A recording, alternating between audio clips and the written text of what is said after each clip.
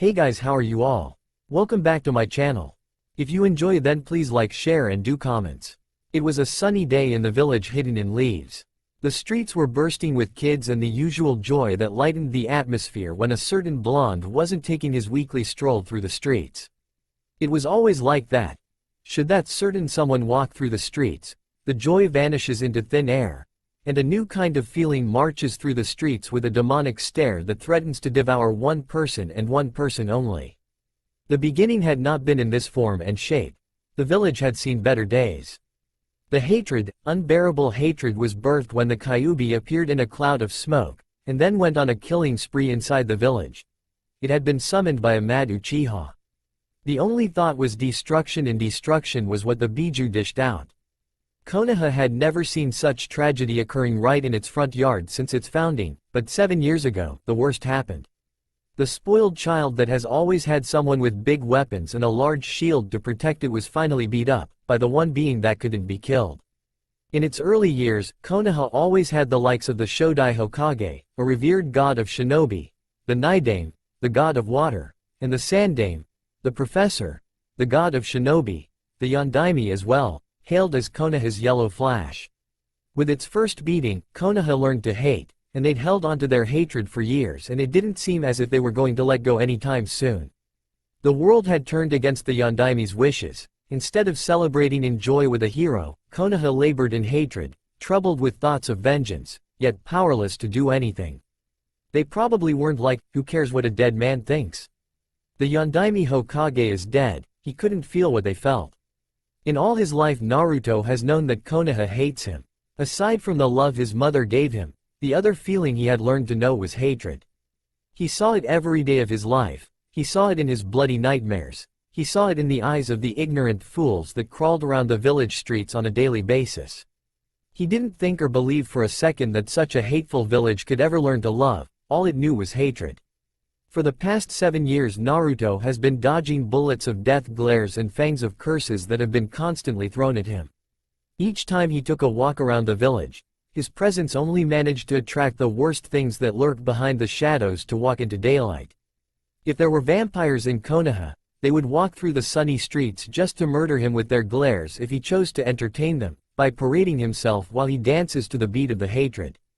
Life has not been easy for him.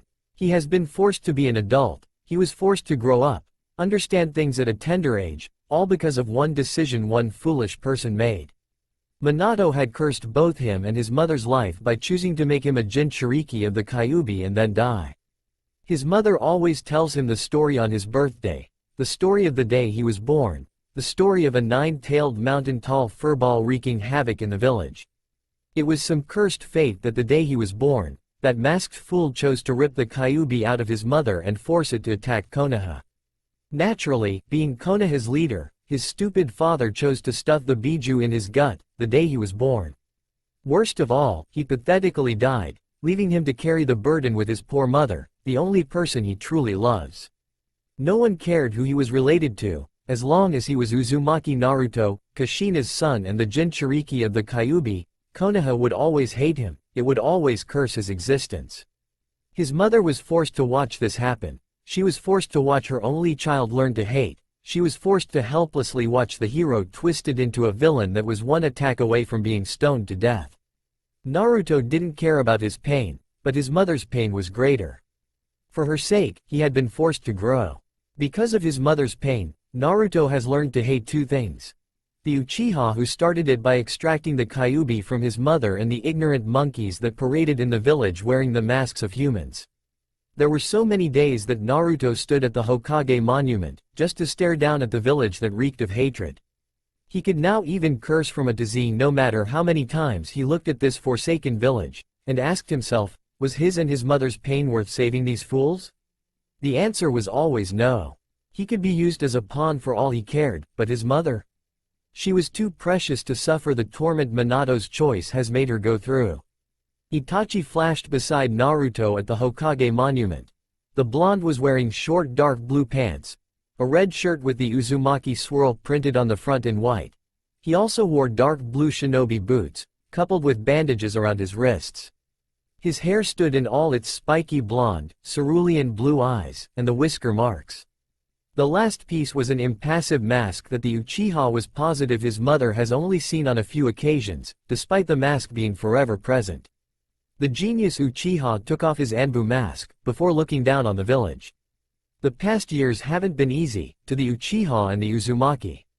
When Kushina confirmed that it had been indeed an Uchiha who extricated the Kyuubi from her, his clan had been dealt a major blow. No one trusted them anymore. They blamed them for the attack. For the Uzumaki, Naruto held the Biju, much worse when it became public that Kushina had held the Biju as well. How long has it been? He thought things would change over the years. But the waters do not seem like they are going to dry up anytime soon. The only thing that made him smile were that the main suspects, Uchiha and Uzumaki, have always stuck together, no matter what. Itachi glanced at the 7-year-old beside him. He respected Shisui, but there was no one he respected more than this boy. He may dislike the boy's obvious, no love, for the villagers, but the blonde had the will of a war-hardened shinobi. Itachi has never seen the blonde cry. He has never seen him look weak and vulnerable, despite the fact that each street in Konoha was a curse to him. The villagers may play ball with him, they may roast him under the lights of the stars on the 10th of October. They may drag him through the very pits of hell, but Naruto always came up without tears. He always came up looking strong, with a mask of defiance and impassiveness. He was just 7, a Jinchuriki of the Kyuubi, the most hated person of Konoha. Has been insulted every day of his life from A to Z, but Itachi has never seen him shed tears. My mother has cried enough. It was the response Itachi got from the blonde when he questioned. To Naruto, his mother's tears were enough. There was no need for him to waste his tears as well. His little brother was spoiled, a baby, he was no Naruto. The blonde had yet to kill, but Itachi had no doubt that he wouldn't flinch if someone got killed before his very eyes. How he wished his foolish little brother was strong as this boy. Perhaps it was because Sasuke was sheltered, he had everything he needed. Naruto had to fight lions in order to feed. The blonde had nothing, but fought for everything he had. Itachi respected that. He may have graduated from the academy at 7, but he was no Naruto. His younger brother was already in the academy, and the blonde had yet to join, but he was still no Naruto. There was no one like him. He and Naruto shared something. They were willing to do anything possible and impossible to protect what they loved. What exactly? That was a story for another day. They let you out so soon today? My assignments were completed, Itachi said. The sight is pleasant, isn't it? Depends on where you're looking. There were so many times that Itachi has asked the question, and Naruto always gave the exact answer, said in the exact tone. He never missed a beat, almost like he just played a record on the previous time he asked the question. Even so, as long as they still maintained their friendship, he would not stop asking the question, not until Naruto gives him a different answer. It remains to be seen if Naruto's answer will change, just as it remains to be seen if Konoha will ever change its attitude towards the blonde. Itachi could only hope. The hope may be thin as a needle, but it was something. Something Itachi could hold on to and press on with the march of life. You should come to Anbu HQ with me. I can simply say you're my apprentice and wish to join the Anbu. He was a captain, and he believed that Naruto could learn a few things. A little appealing, but no thanks. I have no interest in becoming an Anbu. Naruto knew exactly what being Anbu meant, and he had no interest in following along those lines. He had no desire to protect this village, not even in his worst nightmare. You don't have to join the Anbu. In the past months, I've not had time to honor our meetings because of the overload of work I have to do for both the Sandaime and Danzo, Itachi said. I also have my responsibilities as a member of the Uchiha clan. Naruto turned to face Itachi. He gave the Uchiha a look, offered no sympathy whatsoever. He then looked down at the village once more before opening his mouth. Your love for Konoha truly knows no bounds, the blonde said. No wonder your family is envious. I'm a shinobi of this village. My loyalty was sworn to this village. It's only natural that I love it. Yes, but there should be limits. Konoha didn't bring you to this world, the Uchiha did. Naruto said. He didn't go further on the matter. You can spend 2 weeks away from the village. I can't be away from mother for that long, she needs me. My mother will be with her when we're away. The Uchiha clan will always protect her. Besides, like my mother, your mother was a jonin. She doesn't need a brat to protect her. Naruto still shook his head. The thought of leaving his mother for 2 weeks was no different than staring down into abyss. He couldn't leave his mother. In your current state, you can't protect anyone, Naruto. If someone like me chose to attack your mother, what could you possibly do? Could you defend her when you can't even lay a hand on me? Naruto frowned, clenched his fists, and remained quiet for a few moments. I will talk to mother about it, he finally said. Itachi nodded before standing up. Come, let us get some lunch before heading towards our training ground. Later, if Itachi had been with his beloved younger brother, he would have been carrying him over his shoulders, but with Naruto, it was a different story. No matter how tired the blonde was, he always refused to be carried. If he was exhausted, he would rather sit and allow his body to rest before heading home. The rare moments he carried the blonde was when he was out cold. Naruto preferred pushing forward if he had the strength. He didn't accept anyone's hand unless it was absolutely necessary. He didn't take things from anyone. He liked to earn whatever it was that he was given. Itachi could safely say that the blonde had been forced to be like this because he had nothing in the beginning, but earned what he has. My attempts in the fireball are really pitiful, Naruto said as the two walked towards Itachi's house, at the Uchiha compound. Sasuke did better than him in this area, and that bothered him greatly. Your progress is nothing to complain about, Naruto. Unlike Sasuke, you had to learn to convert your chakra into fire type. Your natural affinity is wind, so learning fire-based jutsu was always going to be difficult. Still, though the blonde failed to see it, his progress was not good. If fire was his natural affinity, he would have learned the jutsu faster than Sasuke. That may be so, but I'd hoped to be done by now. A frown settled on his face for a few moments as he stared at his failure. I should get the Sandame to teach me wind manipulation. You're more of a fire person, and can't offer anything I would consider useful. Itachi took no offense in those words. He wasn't a wind user after all. Will he be able to do so? He does have a lot to do. Naruto shrugged. Depends on how I ask, he said before falling silent. Itachi shook his head. Naruto really took advantage of the Sandame's good nature whenever the opportunity presented itself. Well, the old man was always more than willing to help the blonde. He felt guilty for failing to make Naruto's life better, and giving in to the blonde's desires helped soothe his burdened soul a bit. The two slowly but surely made their way towards Itachi's house, where they were going to have dinner together, with the Uzumaki as they did every Friday for the past 3 years. Ni-san, Sasuke beamed up, seeing his older brother return home, just in time for dinner. You're a little late today. Itachi smiled slightly at his beloved brother. I was a little busy, he said. Just then, Naruto walked behind the Uchiha, making Sasuke frown. He looked at his brother after noting that Naruto had some bruises on him. Were you out training with him, again? Itachi nodded. Sasuke folded his hands across his chest, puffed his cheeks a bit as he pouted. You never take me to the training field these days, Ni-san. You're always with him. Itachi ruffled up Sasuke's hair, making the younger Uchiha red a bit with embarrassment. He hated it when his brother did something like that in front of Naruto. I will take you tomorrow, and it will just be the two of us. Really? Sasuke almost shouted. His brother gave a small nod before walking past him. Sasuke was left with the brother stealer, Naruto, he grunted. Sasuke, Naruto responded with a grunt of his own. Has my mother arrived? No, Sasuke said. Naruto said nothing in response. He simply turned and headed towards the exit. Sasuke didn't need to be told where the blonde was going. He already knew. Naruto was going to wait for his mother outside. After Naruto disappeared from his sight, Sasuke smiled. He sped towards his brother's room for some alone time with Itachi. They didn't get enough of those moments these days, especially with Naruto around, and Itachi working for the Anbu.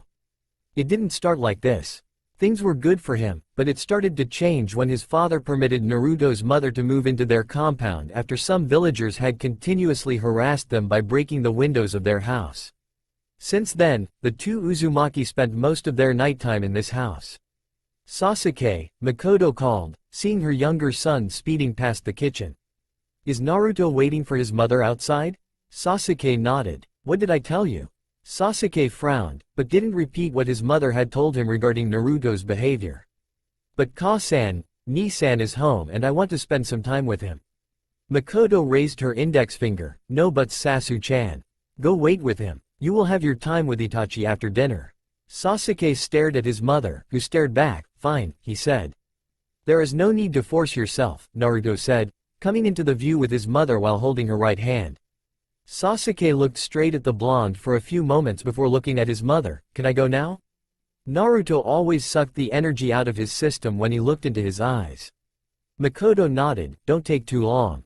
Tell your brother to hurry up as well. Sasuke was already heading up the stairs. The ex-Junin looked at her friend and her son before smiling. Ah, that boy really does love his brother. Almost like how someone I know dotes on his mother, Kushina said, walking over to Makoto. At least you don't have your son following you wherever you go whenever he gets the chance. Makoto smiled, looking down at the small form of Naruto. He has changed, you know. 2 years ago, he couldn't be away from your sight for an hour without going hysterical. It didn't matter that the blonde was right there with them. Kushina chuckled at the thought of those memories. Remind me to get Itachi's sword as a thank you for the change he brought to my son. The following day, Ichiraku Ramen. Kakashi's eyes subtly glanced at the blonde on his right, sitting on a stool while eating his second bowl of miso ramen. Even though the glance was a steal, the Junin knew that Naruto would notice his eyes. There was hardly any eye that could stare at his figure that he wouldn't notice. The spoils of being the most hated person in Konoha. The blonde had to look over his shoulder each time he walked through the village, just in case someone foolish tried anything. Getting one over the blonde for a civilian was unlikely though. Naruto may not be able to defend himself against a shinobi, but he wouldn't allow himself to be beaten by a civilian. If that happened, it was his pride being beaten. He has watched the blonde avoid blows from civilians after he had insulted them for their ignorance and foolishness. No one in the village has ever laid a hand on the blonde. No one would even dare should he be with his mother. Kushina wasn't afraid to rip the intestines out of anyone who as much as glared to her son. Worse, she had to be restrained if someone insulted her son or called him demon in her very presence. The former Junin had killed someone with her chakra chains for insulting both her and Naruto, even worse, spitting on the blonde. You could insult Kushina Uzumaki, but you never went after her son. There was a limit there, and anyone who went past it had suffered the consequences. When are you going to join the academy? Kakashi asked before adding, the others in your age group are already a part of the academy. Sasuke started last year. Naruto shrugged indifferently, I don't want to and I won't join the academy. It is not a necessity for me to join when it won't offer me anything that supplement my way of life. You can't become a shinobi if you don't go through the academy. Naruto, everyone went to the academy. Even the third was once an academy student. Even he went to the academy. The 3 legendary Sanins went to the academy. I don't have to be a shinobi to protect mother, Naruto simply said. Being a shinobi also meant he had to provide services to Konoha, and he didn't want any of that. Perhaps if he was forced to supply for both him and his mother, then he would consider the path of a shinobi. But as it stands, being a shinobi was not in his plans. If he got the right training, he would eventually be strong enough to protect his mother and ensure that she was safe, always. If there was anything detested, it was fighting for the protection of this rotten village. It was only good for him now because it offered both him and his mother protection. This protection did come at a cost though, but it was better than living on the run. As long as he had his mother and she had him, they couldn't be miserable with their lives. Kakashi sighed. Even in his current form, Naruto would stand in front of something as fearsome as the Kyuubi if the cause was to protect his mother. The boy may be smart, but when it came to protecting his mother, Naruto loses all sense of reason and rationality. Well, Sasuke will hop into all the glory at the academy. Don't you know, he is already seen as the genius in his class. Sasuke's efforts were good for his clan. Itachi was seen as the only light in the Uchiha clan, but if Sasuke grew well, he would lift the shadows cast upon the clan with the help of his beloved brother. Kakashi didn't believe for a second that Sasuke would do better than Naruto if the blonde was in the same space as him. Naruto's forced maturity made him think more broader than Sasuke. Once again, Naruto shrugged, he can take all the glory. It is good for the Uchiha, not that he cared that much anyway. Academy glory doesn't help protect my mother, but being strong enough to withstand all foes protects her. The only person who was going to make the blonde go to the academy was Kushina. Naruto's mother has talked to him about it, but she's never gone that extra mile to make him go even though he doesn't want to. Kakashi also knew that Naruto didn't want to go to the academy because it would rob him of the time he could spend with his mother. Kakashi, Naruto started, his tone quiet. This automatically alerted the Junin that the blonde wanted to know his opinion on a matter he was dealing with. Itachi wishes me to follow him in Anbu. Kakashi frowned. The life of an Anbu was full of secrets and it wasn't one he would wish for anyone. However, Naruto was a different matter. Granted that he has been through hell already, the world of Anbu would suit him better than being in the academy. It would also give him the strength he needed to protect that which was precious to him. To be honest, the academy offered nothing in building a strong shinobi. Still, what would Minato-sensei say about this? Minato would want his son to live his childhood to the fullest. Who was he kidding? With the choice the Yondaime made, Naruto couldn't possibly enjoy a normal life under the circumstances that surrounded him. Besides, it wasn't like what his sensei thinks matters to Naruto anyway. What do you think? Kakashi asked, feeling it was better to hear the blonde's opinion before he gives his own answer. It will help me mentally. Let us be honest, my life will only become messier when I grow up, so I will need to have the physical and mental strength to deal with everything. Working behind the scenes with the Anbu will develop me in all ways. Kakashi nodded, but, I don't want to be an Anbu. Itachi says I don't have to be one, but just do this with him to learn a few things. Secondly, it will rob me of my time with mother. I despair in the thought of leaving her in this hell for too long. I'm wounded that you don't trust me enough to protect your mother, Naruto, Kakashi said, both jokingly and seriously. Naruto knew that he had been the one protecting his mother during the time she carried him, so he should have a little trust in him. Naruto gave a simple response, "Mother is all I have." Kakashi understood perfectly. If something happened to his mother, Naruto wouldn't mind releasing the Kyuubi and watch this village burn to the ground. Kushina was the only family Naruto had, and the only person Naruto was emotionally attached, for real. Once more again, Kakashi sighed. Things have changed a bit, but before Itachi, Naruto was always beside his mother, and he wasn't below giving anyone a threatening stare for coming between him and his beloved mother. Naruto's world was made of Kushina Uzumaki and Kushina only. Naruto himself now no longer lived in that world. The blonde was willing to dive into anything as long as it meant protecting his beloved mother. It was a concern for Konoha that Naruto had no love the village. Somewhere in the offices of Anbu HQ, Naruto was marked as an S-rank flight risk. It was a fact that no one could deny, not even the Sandaime. No matter how much he loves the blonde. The only reason the blonde was even in Konoha was because his mother didn't want to abandon the village her husband died protecting. Even if he leaves, Naruto was smart enough to realize that it would only risk his mother's life as they would be marked as missing nins. There was something that Naruto was not willing to do. Risk his mother's life. They were secure in Konoha, regardless of the treatment they received. If anyone so much as risked her life, then they would see the demon lying under that mask of indifference. There was a line around Kushina, and no one was supposed to cross it, not even Naruto. Have you talked to her about it? Kakashi finally asked. Naruto gave a slight shake of his head. No. You should, Kakashi said. Given everything, it shouldn't be bad for you, and it would be enough to get the elders off your back as they will think you're on the road to serve the village. It should also build you up, the Junin said. Don't you want to say that my life is already screwed up that Anbu cannot do anything but make things a little better? Naruto said, eyeing the lazy nin. Kakashi shrugged carelessly. I don't have to say it. Even your mother already knows this, though it took some doing for her to accept that Naruto lost his childhood some time ago. He didn't even have a friend his age. You have a grim way of looking at your life, Naruto, a 14-year-old Ayame said, smiling sadly as she walked over to the counter, holding another bowl of ramen for Naruto. I'm just being realistic, Naruto said. Ayame shook her head slightly.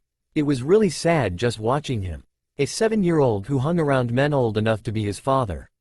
If he wasn't eating with the Sandaime, it was Kakashi, or Itachi. 4 times a week it was with his mother, and there were those rare moments you'd see Jiraiya sitting beside the blonde. It was always awkward silence though. I told you allow me to change things for you, but you continuously refuse. If you'd accepted my help long ago, you would be having a wide grin on your face about now, Ayame said. With a wide smile, fist pump up as if she could clearly see her favorite blonde smiling at her. I doubt it, Naruto responds before digging in on his third and last bowl of ramen. Ayame merely sighed before walking away. My beloved son must be abandoning the love he once had for his mother, Kushina's voice sounded, causing both Naruto and Kakashi to smile. Don't you love your Ka-chan anymore, Naru-chan? Not long ago, you refused to eat without your poor old mother. As the red-haired Uzumaki woman settled down beside her son, Naruto responded with an expression that would surprise most. A somewhat happy look that was complemented by the smile on his lips. Don't say that, Ka-san. You know I will always love you. Kakashi sighed. Kushina was teasing, but the seriousness in Naruto's tone made it obvious that he didn't know. Well, it shouldn't be unexpected given that he never jokes about loving his mother. Sometimes I wonder if he really is smart as he has shown to be. Kushina merely chuckled, ruffling up Naruto's hair, causing the ever-so-stoic blonde to blush in embarrassment. Mother, not in front of Kakashi. Why, don't you like your mother's affection anymore? Kushina gave a mock-hurt look, which, ridiculously, Naruto failed to notice. The blonde held up his hands in a defensive manner, facing his mother. It's not that, I just mean that. Kushina placed her index finger on Naruto's lips, shutting him up. I'm just teasing, she said with a warm smile. Now, finish up so we can go buy you something new to wear. Naruto nodded. Kakashi smiled, seeing Naruto acting like a normal brat in front of his mother. It was refreshing to see the blonde smile. His smile only widened in front of his mother though. But the fact that it was real made him happy. Well, let me leave you two alone, Kakashi said before disappearing in a puff of smoke, but not before handing Ayame the bill for his food. I'm so jealous of you, Ayame said to Kushina. You can get Naruto to show all kinds of emotions, but I can't even get him to smile. Naruto came here every day, and Ayame has never seen him displaying more than one emotion, if any at all, to someone other than his mother. The Sandaime rarely receives a tiny smile in those rare occasions along with Kakashi. With his Uchiha friend, both were depressing. She'd never seen them smile ever since they started coming to the ramen stand together. Kushina smiled. Well, I am his mother. A mother knows her child best, she said, looking at her beloved Naru-chan. She knew it wasn't easy for him, it wasn't easy for her either. He may be indifferent to most things, but Kushina was happy just knowing that her Naruto was able to smile a real smile and blush in embarrassment when she was around. At least she offered him happiness. She wanted him to have more, but that seemed unlikely. Regardless, she was happy that she was alive to raise her child. 7 years ago, she watched Minato seal the Kyuubi in their sun, while in her weakened state, she held the Biju with her chakra chains. The dead demon-consuming seal cost Minato his life. She regretted teaching him that seal. Her family had other ways of sealing Bijus without the need to sacrifice one's soul to the Shinigami. She should have looked harder and showed him a better seal. But that was that. This was reality. A reality she has learned to embrace. For the sake of her son, and her own well-being. Minutes later. Mother, I don't want these pants.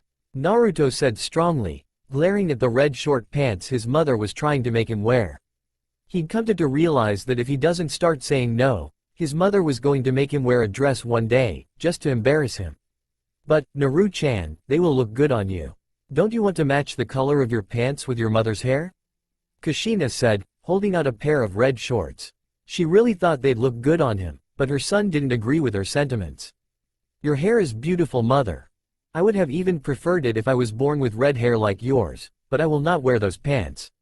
Kushina sighed. Fine, but you know they don't have your size at Asaragi's, she said. Regaining his composure, Naruto spoke. We can always order, he said. Ordering clothes would cost more, but she was willing to do anything for her son. I got you something, Kushina said, bringing out a red scarf. Do you like it? Naruto beamed up. Yes, mother, he said. He took the crimson cloth and washed it over his face before speaking once more. It's not soft as your hair, but still wonderful. He then grabbed his mother's hand, dragging her to the counter so that she could pay. Hold up, Naru-chan, Kushina said.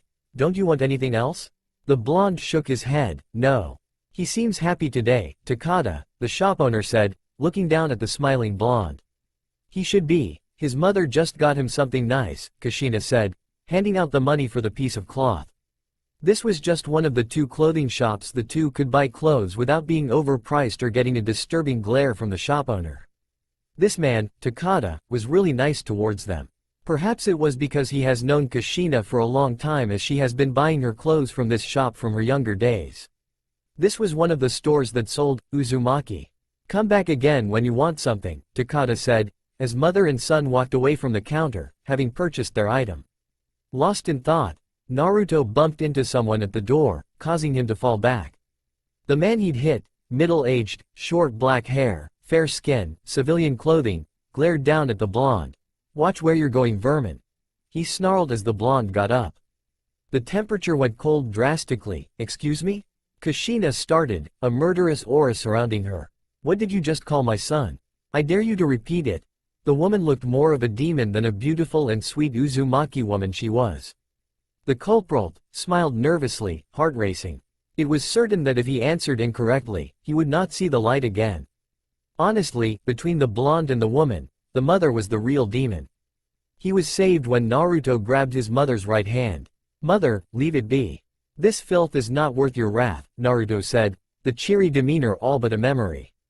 "Besides, you shouldn't dirty your hands by touching such a despicable monkey." The fear of was quickly replaced by anger in the man when he heard Naruto speak. "What did you just?" Naruto turned his face, gave the man a very, very nasty look that was enough to make him trip while moving back unconsciously. Once more smiling, Naruto faced his mother to calm her down. "Come mother, I want to show you the progress I made with the seal you taught me." Naruto didn't give his mother a chance to cast one last threatening glare because he started dragging her away. "Slow down, Naruto," Kushina said. "Sorry," Naruto apologized. Kushina shrugged it off. "I'm surprised that you're making good progress with your fuinjutsu." "Well, this confirms one thing, you're truly my son." Naruto smiled. How soothing it felt just to hear his mother say those words. Fuinjutsu was an art that his mother did better than anyone in the village. Minato may have been hailed as a master, but many of the seals he knew were taught to him by Kushina Uzumaki. Naruto wanted nothing more than to make his mother proud by excelling in whatever she taught. He swore to even to do it better than that man. 2 days later, this was the house she once shared with Minato, her beloved Yellow Flash, but now he was no more. He disappeared along with the cold breeze that washed over Konoha 7 years ago. No matter what, this was hers and Naruto's home, their house, just the two of them. The Uchiha compound offered them some security and comfort, and it was fun hanging out with the main family, Fugaku's family. Well, it was fun for her at least. She always had Makoto to cheer her up. Both were retired Junin who now took care of their families. It was a different matter for Naruto though. Her son got along with Itachi and Makoto, but when it came to Sasuke, it was another matter, and she hasn't figured out his relationship with the Uchiha clan leader. Kushina smiled looking at her son. They were sitting beside the dining table, having their family dinner. This was their home. This was everything that Minato had left them. The burden was outside, sometimes unbearable, sometimes she got bloody urges to kill people, but this right here made up for all for it. A quiet family time with her son, seeing much more of his beautiful smile. "Something wrong, mother?" Naruto asked, seeing the look his mother was giving him instead of stuffing down her meal. Kushina shook her head before going back to her meal. Silence settled in as mother and son ate their dinner, both deep inside their thoughts. Naruto broke the silence. "Itachi wants to take me as his apprentice as that would pass my presence in the Anbu." Kushina frowned slightly. "He wants you to join, Anbu?" Naruto gave a nod, but I turned that down. He pointed out that following him will represent a good opportunity for me to learn. "I don't have to necessarily join Anbu. I would rather you join the academy," Kushina said. Naruto simply nodded, and that meant one thing. He was going to tell Itachi that he couldn't do it. But he wasn't looking forward to joining the academy either. He had seen Kakashi pathetically fail many academy graduates, and he knew that they didn't graduate as real shinobi but mere hopefuls. Once dinner was done, Kushina took their plates and went to the sink to wash with Naruto following behind. While the mother washed, the son placed the plates in the cupboard. "Have you considered making friends your age, Naruto?" Naruto shook his head. His response didn't take a second to follow. "No," he said. "The only friend I need is you." Not that it wasn't pleasing to hear her son say that. Kushina still shook her head. "You need to make friends, Naruto, friends your own age. I thought you get along with Sasuke," but that went down the drain when he became jealous of your relationship with Itachi. Naruto looked at his mother curious. Why is making friends that important? I have you, and that matters. Kushina didn't want to force Naruto to do anything he didn't want to, but as things stand, she would have to do so for his own good. Even I had friends, Naruto, and I do have a friend now. A friend is someone you laugh with, someone you can depend on, someone like Sasuke's mother. But I do with you, Naruto pointed out, making Kushina sigh. This would have to do another day. It has been a long day and she needed to rest. Once they finished doing the dishes, they went towards the living room, but didn't stay there for too long. Do you want me to read you a bedtime story? I'm too old for that, Naruto said. You're just my baby boy, Naru-chan, Kushina said, knowing that it would only make Naruto frown. While he enjoyed being showered with affection by his mother, he also liked for her to see him as a grown-up, despite being just 7-year-old. Kids these days, let's get you bed, shall we? Naruto nodded with a small smile, allowing his mother to take him towards his room. It was a neat room that had a small bed pressed against the wall opposite to the door, a drawer on the left side of the bed. Kushina watched quietly as Naruto got into bed. Once he settled, she sat down on the edge, held her hands together between her thighs. She didn't like showing Naruto a sad smile, but this place always brought it out. I'd imagined that your father would be here, with me when tucking you to bed, Kushina said quietly. While I was still carrying you, I thought we were going to have the perfect family. Just you, me and Minato Baka. All the more reasons to hate that cursed Uchiha who pulled out the Kyuubi from his mother, forcing it to attack Konoha. If it hadn't been for that masked man, none of this would have happened. His mother would have been smiling, Konoha wouldn't be tormenting them. Perhaps he would have been given the chance to see that idiotic grin Kushina had said Minato would carry in some cases. But one man had changed fate, he had changed things for him. No, more like screwed it up. And for that reason, Naruto would be more than happy to mutilate the evil bastard who has caused his mother pain. I told Minato that you also needed a father, that I couldn't do it alone, but he said I could. I'd offered to reseal the Kyuubi within me again, but he was thinking about the future. Two things Minato did and thought right. Sealing the Kyuubi in him instead of his mother, and saying she could raise him well. He didn't care if he could be used as a sacrifice or turned into a guinea pig, as long as his mother wasn't put in any of that. Naruto Uzumaki would always know how to smile. His mother had also raised him well, so much better that he didn't have any complaints but to be thankful every day for being birthed by her. You have not failed as a mother. You have raised me well, and have taken good care of me. If they gave awards for best mothers, I would give you a crown of gold every sunrise for being the best mom, Naruto said with a smile. You're the best, and I couldn't have asked for a better mother than you. You are all I need. Kushina turned towards her son, offered him a warm smile, and I couldn't have asked for a better child than you. A sad smile replaced the warmth in her. I'm sorry you were forced to grow up so fast, Naru-chan. I wish you had lots of friends, played with other kids in the park. Naruto closed his eyes. He may have grown so fast, but his mind still needed all the rest it deserved. You make up for everything, mother. Your smile is worth a lot of friends. Smiling once more, Kushina rose up. Thank you, Naruto, she said, leaning down before placing a soft kiss on Naruto's forehead. Good night, Sochi. Sleep well, Okawa-san. Midnight. As always in situations like this, more precisely, when his gut felt the spiritual waves sending him a message that something was wrong with his mother, Naruto has always woken up without a second pause to confirm whether the gut feeling was right or not. When it concerned his mother, Naruto didn't need to confirm anything. All that was needed for him was to be a good son to his mother and nothing else. The night sounds didn't bother Naruto for a moment as he walked through the lightless passages of the home he shares with his mother. The world could turn into a lake of lava, but he wouldn't even spare it a glance while his gut grumbles something about his mother. Naruto reached his mother's room and gently opened the door. The room was dark, but his eyes could make the image of his mother quite perfectly. The soft yet sad sound of her melodious voice crying reached his ears, and Naruto only knew one thing. Comfort mother. Situations like this have occurred in the past and it happened on about 2 or 3 nights in a year. He knew of it from age 4, and that was when he had stopped crying. His mother was crying, he didn't need to add more to it. Her tears were more than enough for 2 of them. Ever since he made a promise to never cry again, Naruto has never shed a single tear. Naruto walked over to his mother's bed. She had a picture of her and Minato, smiling like a couple of idiots, pressed against her chest. There were so many instances where Naruto thought of burning down every memory of Minato in this house, but he couldn't do it. Still, the fact that his mother was crying, because one man had died, brought out the worst feelings in him, and made him remember the negative feeling he first held. Before Naruto hated Konoha, he hated Minato for leaving his mother. Kushina Uzumaki would not be crying if that man had still been alive, but she was crying because he had chosen to die to save thousands of ungrateful monkeys. The one person he hated enough that he'd vowed to kill is the masked man who extracted the Kyuubi from his beloved mother. If it hadn't been him, Minato would have been here and his mother wouldn't be crying. Naruto cleared his thoughts before taking the picture frame from his mother. Once done, he threw it away carelessly. He couldn't replace Minato, he couldn't. Still, he could offer something that dead man could not, comfort. No word was said as Naruto slipped into bed, allowed his mother to hold him like a pillow. Even though the hold was tight, he didn't complain, or make a sound.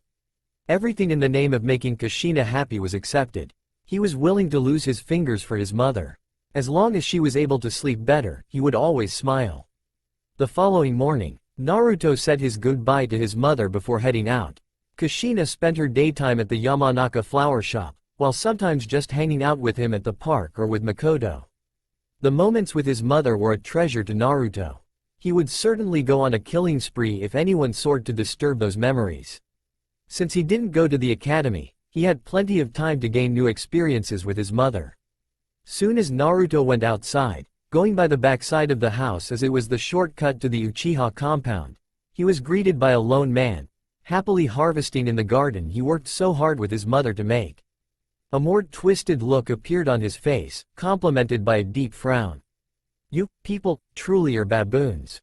I expect to see such behavior from uncivilized monkeys, not people. You really go far to prove me right, Naruto said, eyes narrowed with deadly intentions. It was better to deal with this than allow his mother to bloody her hands once more again. The man, looking to be in his early 30s, with long black hair and black eyes, looked down at Naruto. He didn't move away from the plastic bag that was carrying the vegetables he was stealing. What did you just call me? Naruto ignored those words. Instead, he chose to focus on his own dialogue. I better deal with this before mother comes out, he said, taking out a kunai from his pocket while walking towards the man. Are you ignoring me, vermin? That audacity of trash to ignore him while he talked. Before anything could be said, an Anbu appeared in a flash. He apprehended the intruder before looking at Naruto. I will take him to Anko, he said monotonously. I dislike being tempted like this, Naruto simply said, knowing full well that the Anbu had first watched what he would do before moving on to defuse the situation. The Anbu merely nodded before disappearing in a swirl of leaves. With the obstacle gone, Naruto gave one last look to the house and pocketed the kunai he always held before heading towards his destination. Uchiha Compound. The walk within the Uchiha compound was always pleasant. Naruto had no feelings of being alienated as he walked through the place. Their mutual feeling from Konoha helped in understanding each other, and made things better for them. While walking through the compound, there was no fear of someone jumping on him to attempt something stupid. There were no hateful glares that tried to peek inside his mind. Naruto-kun, Makoto said, smiling at the blonde who was outside of her house. Please come in. Despite the fact that he was overly familiar with this house, he always knocked each time he came here alone. Thank you, Naruto said. Surprise me, Makoto said, hands folded across her chest.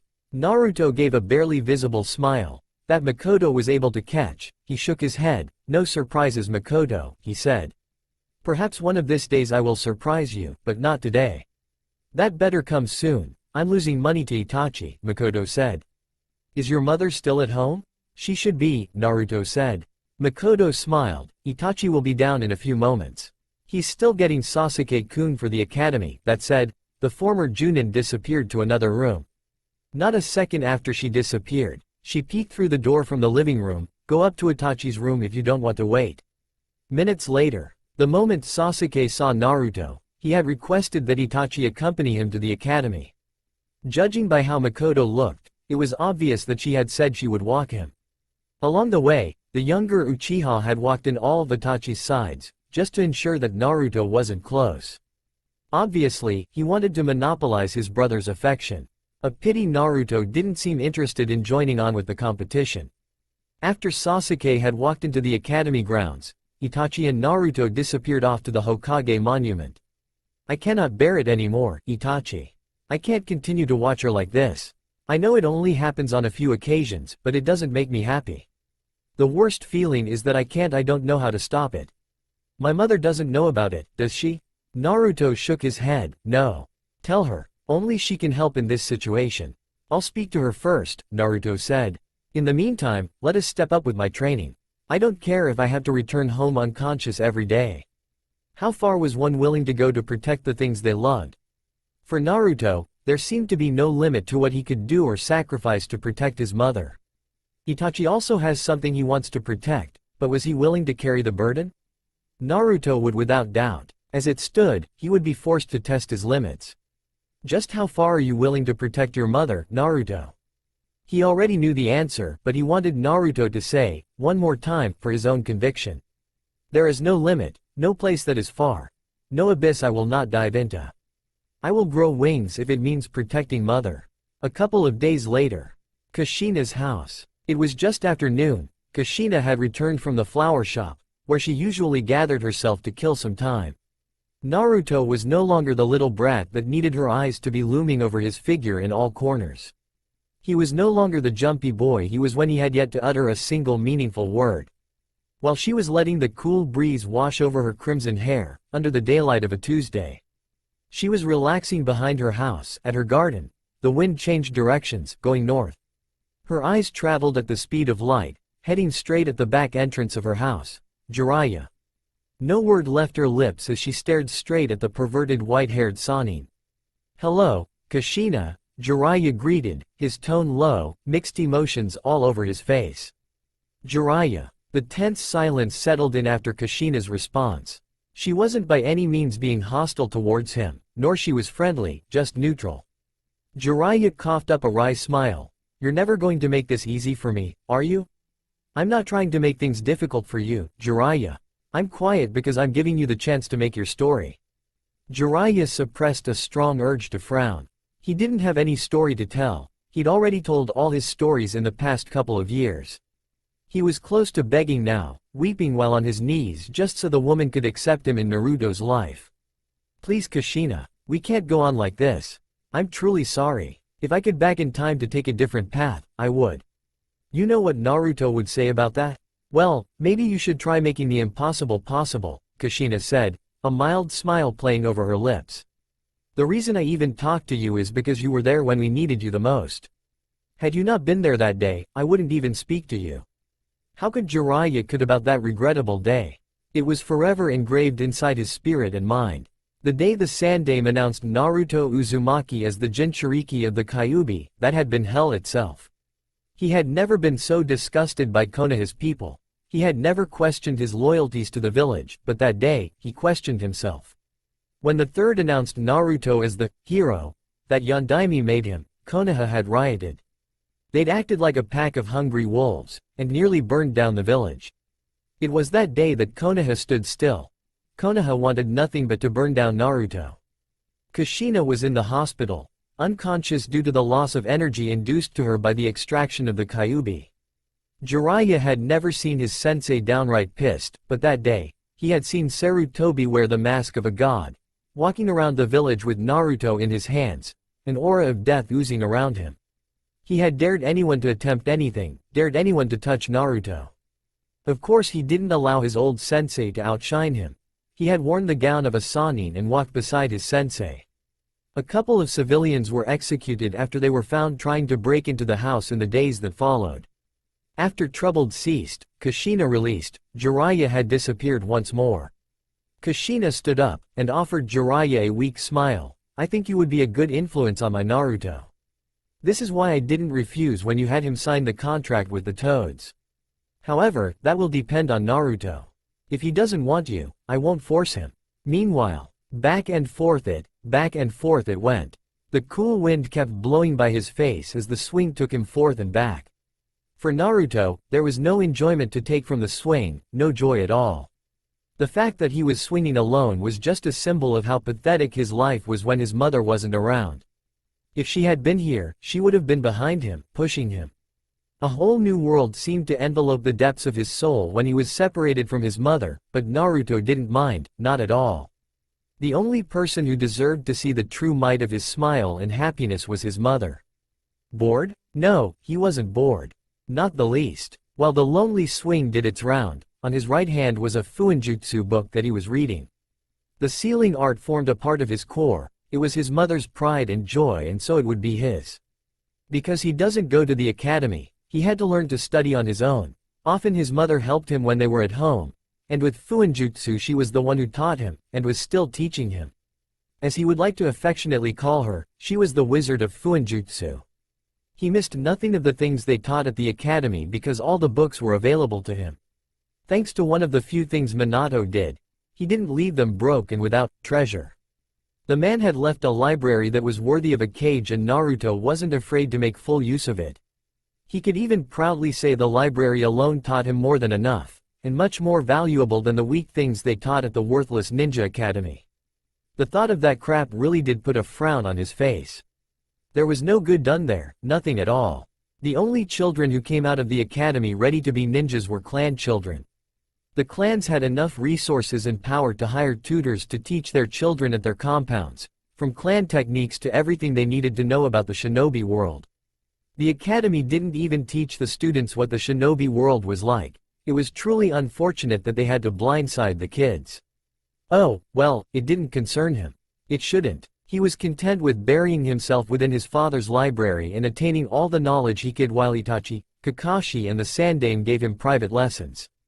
Back and forth it went, as Naruto flipped a page on his book. He was trying to ignore everything that was around him. A bunch of kids making noise around the park. He hadn't come here because he wanted to. His mother had made him come with that devilish blonde Yamanaka girl. You can't let a girl go to that place alone, Naru-chan. Who's gonna protect her from bullies? His mother has so said with a wide smile. Definitely playing a trick on him.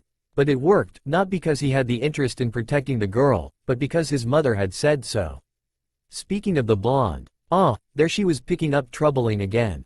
Hey, leave her alone and pick on someone your own size.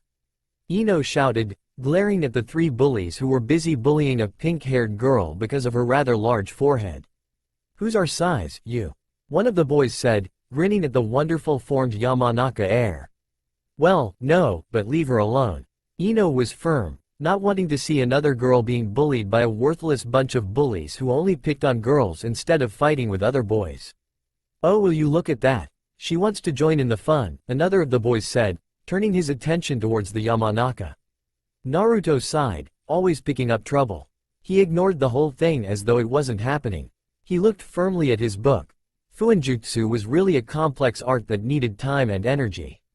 You also needed a mind that was able to think out of the box, a bit crazy to be able to think explosive stuff. But since his mother taught him to read and write, he had been looking at Fuinjutsu, he could understand it well, and he knew he would surpass his mother one day. The art was embedded inside his mind more than anything else. Naruto, Ino called, her voice high, a bit of fear audible. Her fellow blonde ignored it though.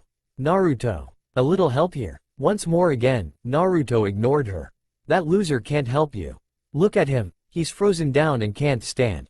One of the boys said with a chuckle, staring down at the cornered Yamanaka girl. Ino tried to ignore the boy breathing down her neck, and glared at the side of Naruto. That bastard, she thought angrily. Naruto Uzumaki, if you don't come here and help, I will tell that you just watched a girl being bullied. That seemed to catch Naruto's attention. He closed his book, placed it inside his pocket, and looked at the direction of the girl, but still didn't get up. What? His tone was low, but it was enough for Ino to assume what he had said.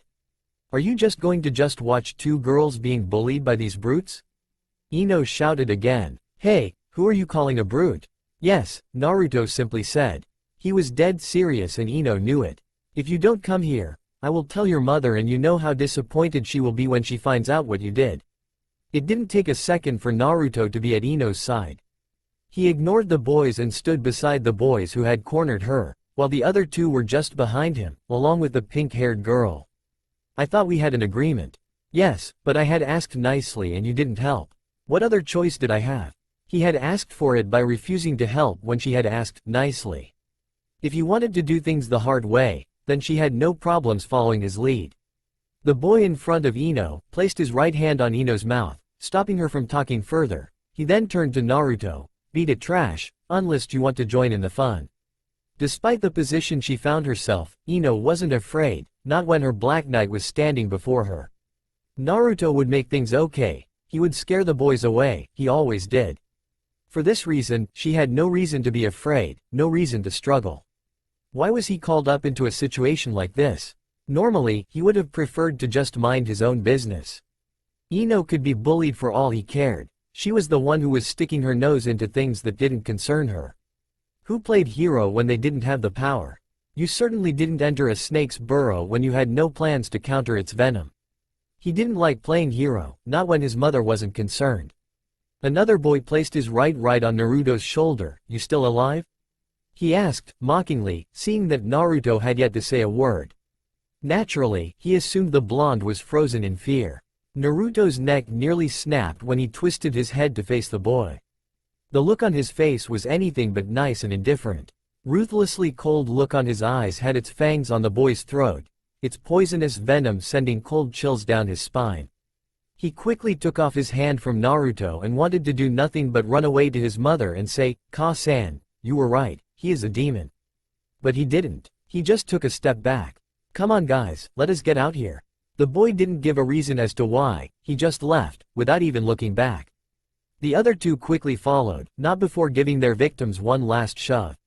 Ino quickly recovered from the whole ordeal and went towards Sakura, who was still on the ground. Was that difficult?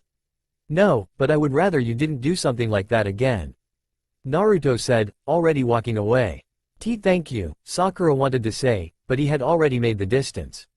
Ino gave the girl a smile. Don't worry about it, he's just like that.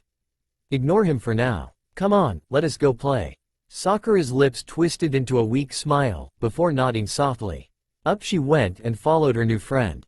Naruto walked towards a tree in the park, sat down while leaning against its trunk. Weak girls, he thought. Kushina Uzumaki had fought her bullies, either be boys a boy or shinobi, she had beat up anyone who attempted to bully her. His mother was strong, she didn't rely on anyone to fight for her. But these girls, they relied on someone else to protect them. With her big personality, why couldn't Ino fight off their bullies like his mother did? Yes, she could fight off some other girls, by mocking them at least, but when it came to stubborn fools, she always relied on him. The first time he had been forced to play hero was about 2 years ago.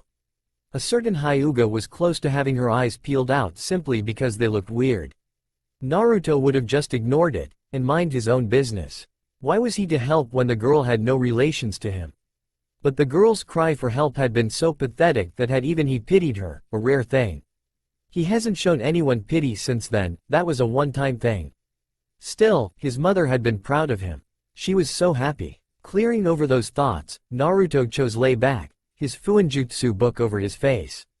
No one would dare come here to disturb him. And he would murder anyone who would take the book his beloved mother gave him. That in mind, Naruto decided to nap while Ino wore herself out with her new friend. Boo! Kushina said, shaking her son furiously. Unfortunately for her, Naruto didn't freak out. Mother, he said, removing the book on his face. He could never mistake his mother's presence or her touch. There was no one who touched him like her. Even if his sense of touch was to leave him, he would still recognize his mother. Ah, you're no fun anymore, Kushina said. Well, will you look at that? Mama's boy is smiling in the sight of his beloved mother, Ino said.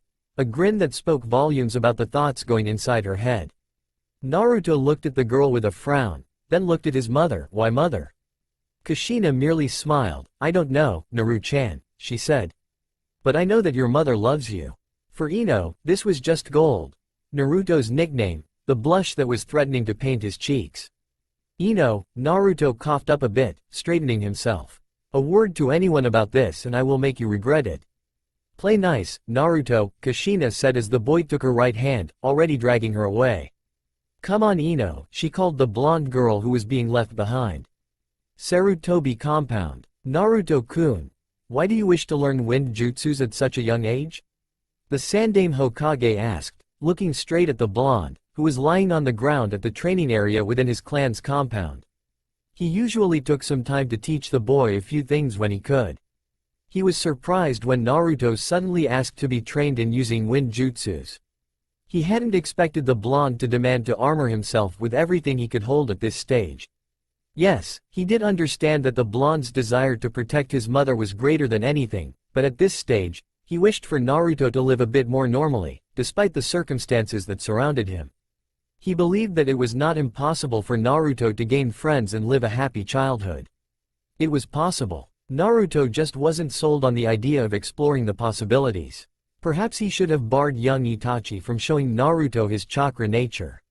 He'd allowed it to happen because he believed it would quiet the blonde a bit, but that turned out to have the opposite effect. The blonde's chakra coils had developed far earlier than most children.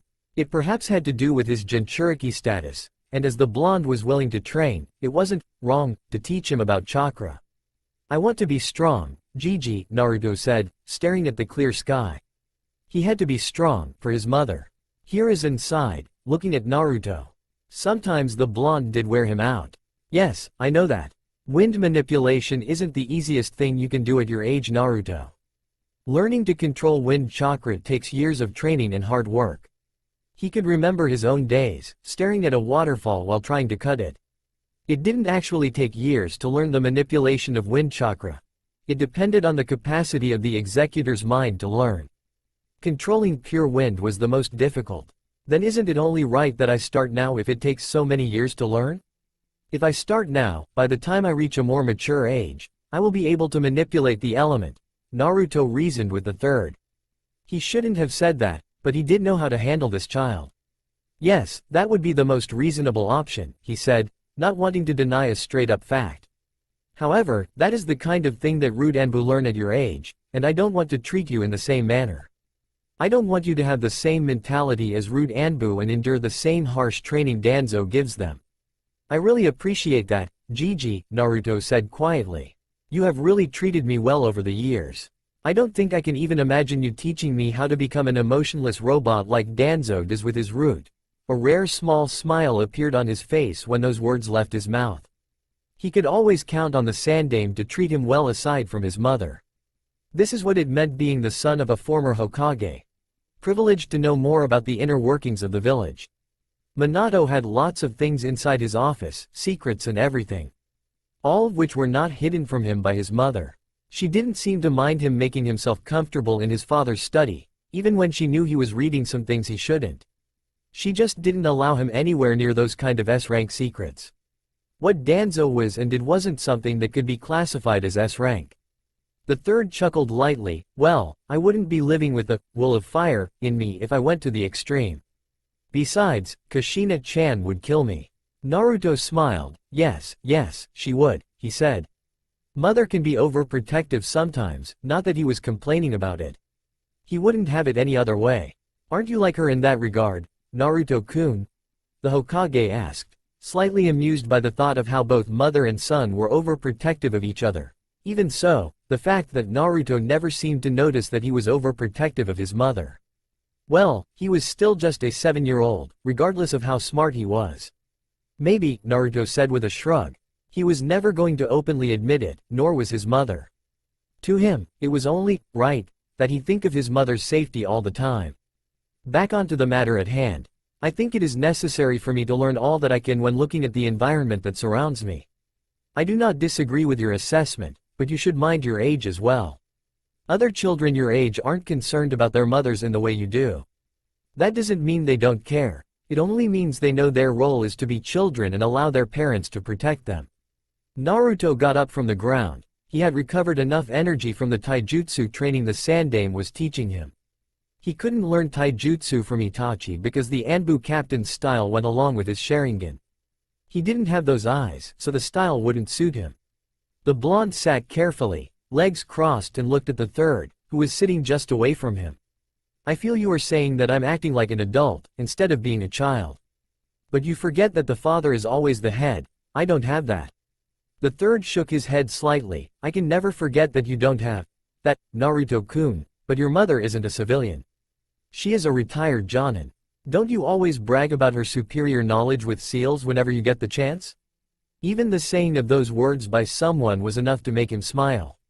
Still, I do what I must for mother, he could only say. If father was here, then the story would be different.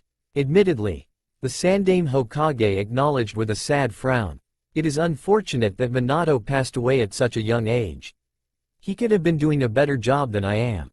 Maybe, or maybe not, Naruto said. Possibilities are always there. You have your experience to count on. Your physical prowess may be deteriorating, but your mind hasn't. So, it is still arguable. Nevertheless, it is indeed cruel that he pathetically died. He didn't pathetically die, Naruto, the Sandaime said firmly. No matter how many times he had to repeat it for Naruto to get it through his head, the Sandaime would always have the strength to say it. Minato-kun died a noble death. Like I always say, in yours and the villagers' perspective. That recorded answer once more, but the Sandaime wasn't worried. He knew Naruto's weakness and he would eventually expose it. Have you ever questioned yourself about what you would do in his position? I know if someone threatened your mother you would do anything possible to save her. Minato did what he believed was best to save his family and the village he had sworn to protect no matter the cost, no matter the pain. There are ways he could have gone about that, and still be alive. Giving away his life wasn't a necessity. The fact that Naruto didn't actually hate his father for sealing the Kyuubi in him was a relief for Hiruzen, and the fact that a part of him understood that he had to protect his village. What Naruto resented from Minato was that he died. There wasn't anything else that Naruto resented about his father. The fact that he died instead of living hurt the blonde more than he was willing to admit. Naruto wanted his father to be there to protect him and his mother. He wanted his father to stand up for his family. What made matters worse was that the very people Minato had died protecting hated him, his father's son. The people had been quick to disregard Minato's wishes in favor of their hatred. Naruto hated that. He resented his father for being too trusting. If the people had accepted him as a hero and didn't make him and his mother's life a misery, there wouldn't be any resentment on Naruto's side. None at all. Your mother told you, didn't she? The seal Minato-kun used allows for you to use the Kyuubi's chakra. The seals that held the Biju in your mother and Mito-sama were meant to hold it back. What if your father believed that the Uchiha would return once again to Konoha? The fact that the Uchiha is still alive means that your father failed to kill him. What if he thought the best way to protect his family and Konoha was to give you the Kyuubi's power? Wouldn't that explain why he chose you and that seal specifically, despite your mother's arguments? Naruto clenched his fists. I have thought of that possibility, he said. Obviously the answer didn't please him given the clenched fists. But nothing can take away from what I have been forced to experience because of his decision. The third smiled sadly. Minato's only fault was that he trusted the villagers to see you as a hero. A part of me thought they would. Which is why I honored his wish to tell the people of your status, he said. Nevertheless, I still do believe that your father trusted you, his own son, to protect his wife and this village against an enemy he knew he couldn't defeat. His hopes may have been crushed, but I honestly believe he gave you that power to protect what he held dear. That is why he chose to die while you live. This is why I give my time to teach you, so that Minato's other wish comes true. Naruto's response was to frown while his mother complex wrestled with reason. The third knew it. This is why even though his Anbu had marked Naruto as a flight risk, he still believed that Naruto would change. His mother complex stopped him from adhering to any reasonable conclusion he came up with. If the complex was crushed, Naruto would understand things. But for now, he could hope. No matter how smart he may be, he was still a 7-year-old child. Your mother must believe your father trusted you to carry out his wish as well. Using his mother broke all arguments. One would think he was manipulating the boy by using his mother, but this was just the truth and he wanted. No, he needed Naruto to understand clearly.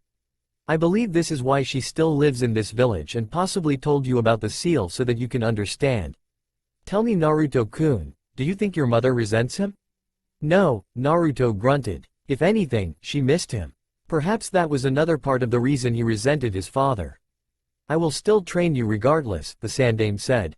However, if you're going to learn wind manipulation, you're going to have to allow your chakra coils to mature, and learn to control your chakra. My reserves are nothing compared to when I was in my prime, but I make up for it by using the minimum chakra required for a jutsu. This is all thanks to my excellent chakra control. Kakashi has said that despite my age, I do possess large amounts of chakra. At this age it can be controllable, however, if it continues to grow as it has been, it'll become hard for me to control it as you do with yours. He may be right, but should you learn extensive chakra control at this age, you should be able to control it well as it grows. The problem becomes when you attempt to control chakra that is out of control, the Sandaime Hokage said. Naruto nodded. I assumed it may be so, he said. One more thing you'll have to do to continue receiving training from me, the third said. Naruto had a feeling he knew what the third was going to say. He even dreaded the answer as he asked, what? Go to the academy. I will handle all your paperwork. Yup, this is what he definitely suspected. I don't want to, he whined like the 7-year he was. Has your mother spoken to you about the academy? Yes, she has. And what did she say? She said she wanted me to join the academy and make friends, Naruto said. The Sandaime smiled. Do you want to make your mother happy, Naruto-kun? Of course, do you even need to ask? The response came out of the blonde's mouth without even a moment of pause and some firmness.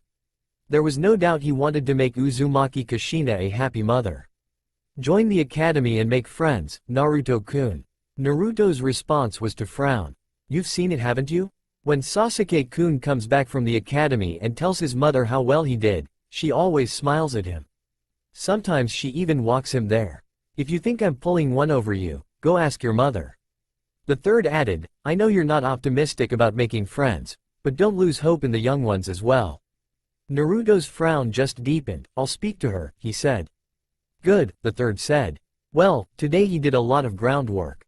This was worthy of a treat at the ramen stand. But first thing first, Naruto-kun, we'll have to go to Suna in 2 days.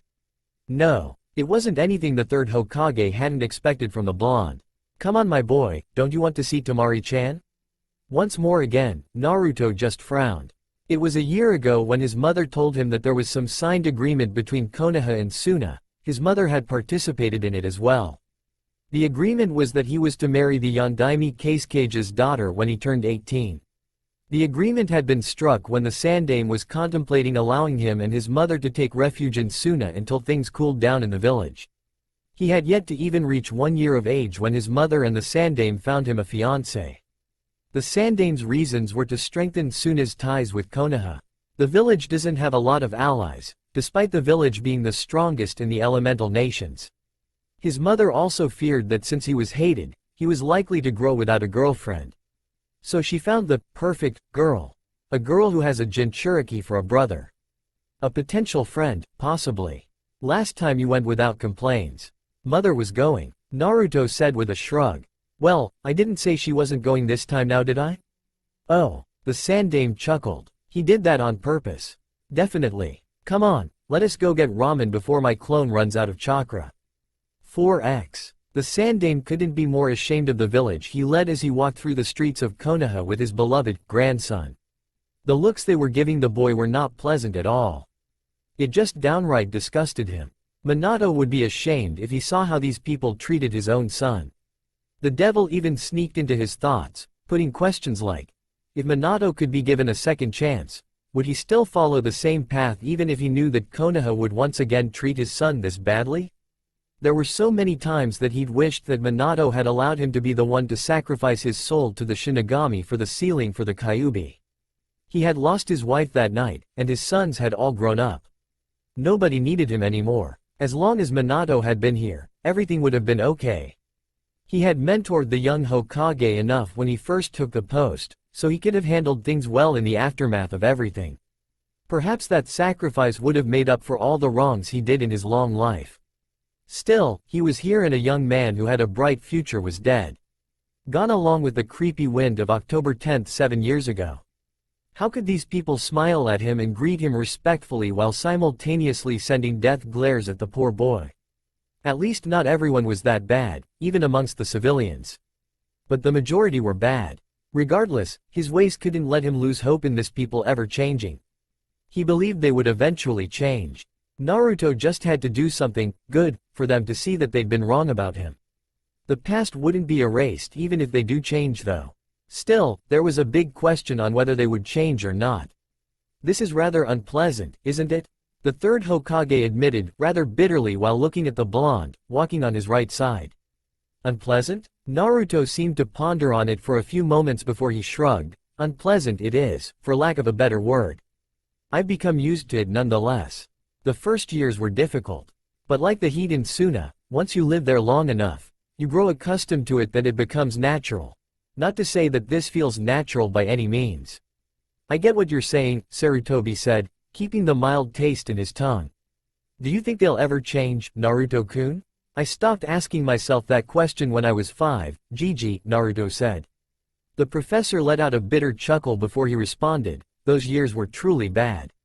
At least things have bettered a bit in recent years, he added. Do you think it would have been much easier for you if the deal to have you live at Sanagakure with your mother had gone through?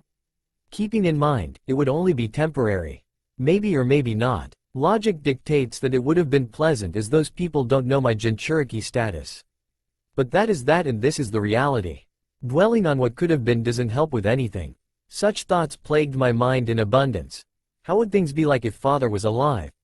Would they hate me? Would I be running around the village with a smile? Those kind of thoughts did nothing but dish out the misery in a large bowl. The reality of things is that my father is dead, and I resent him for it.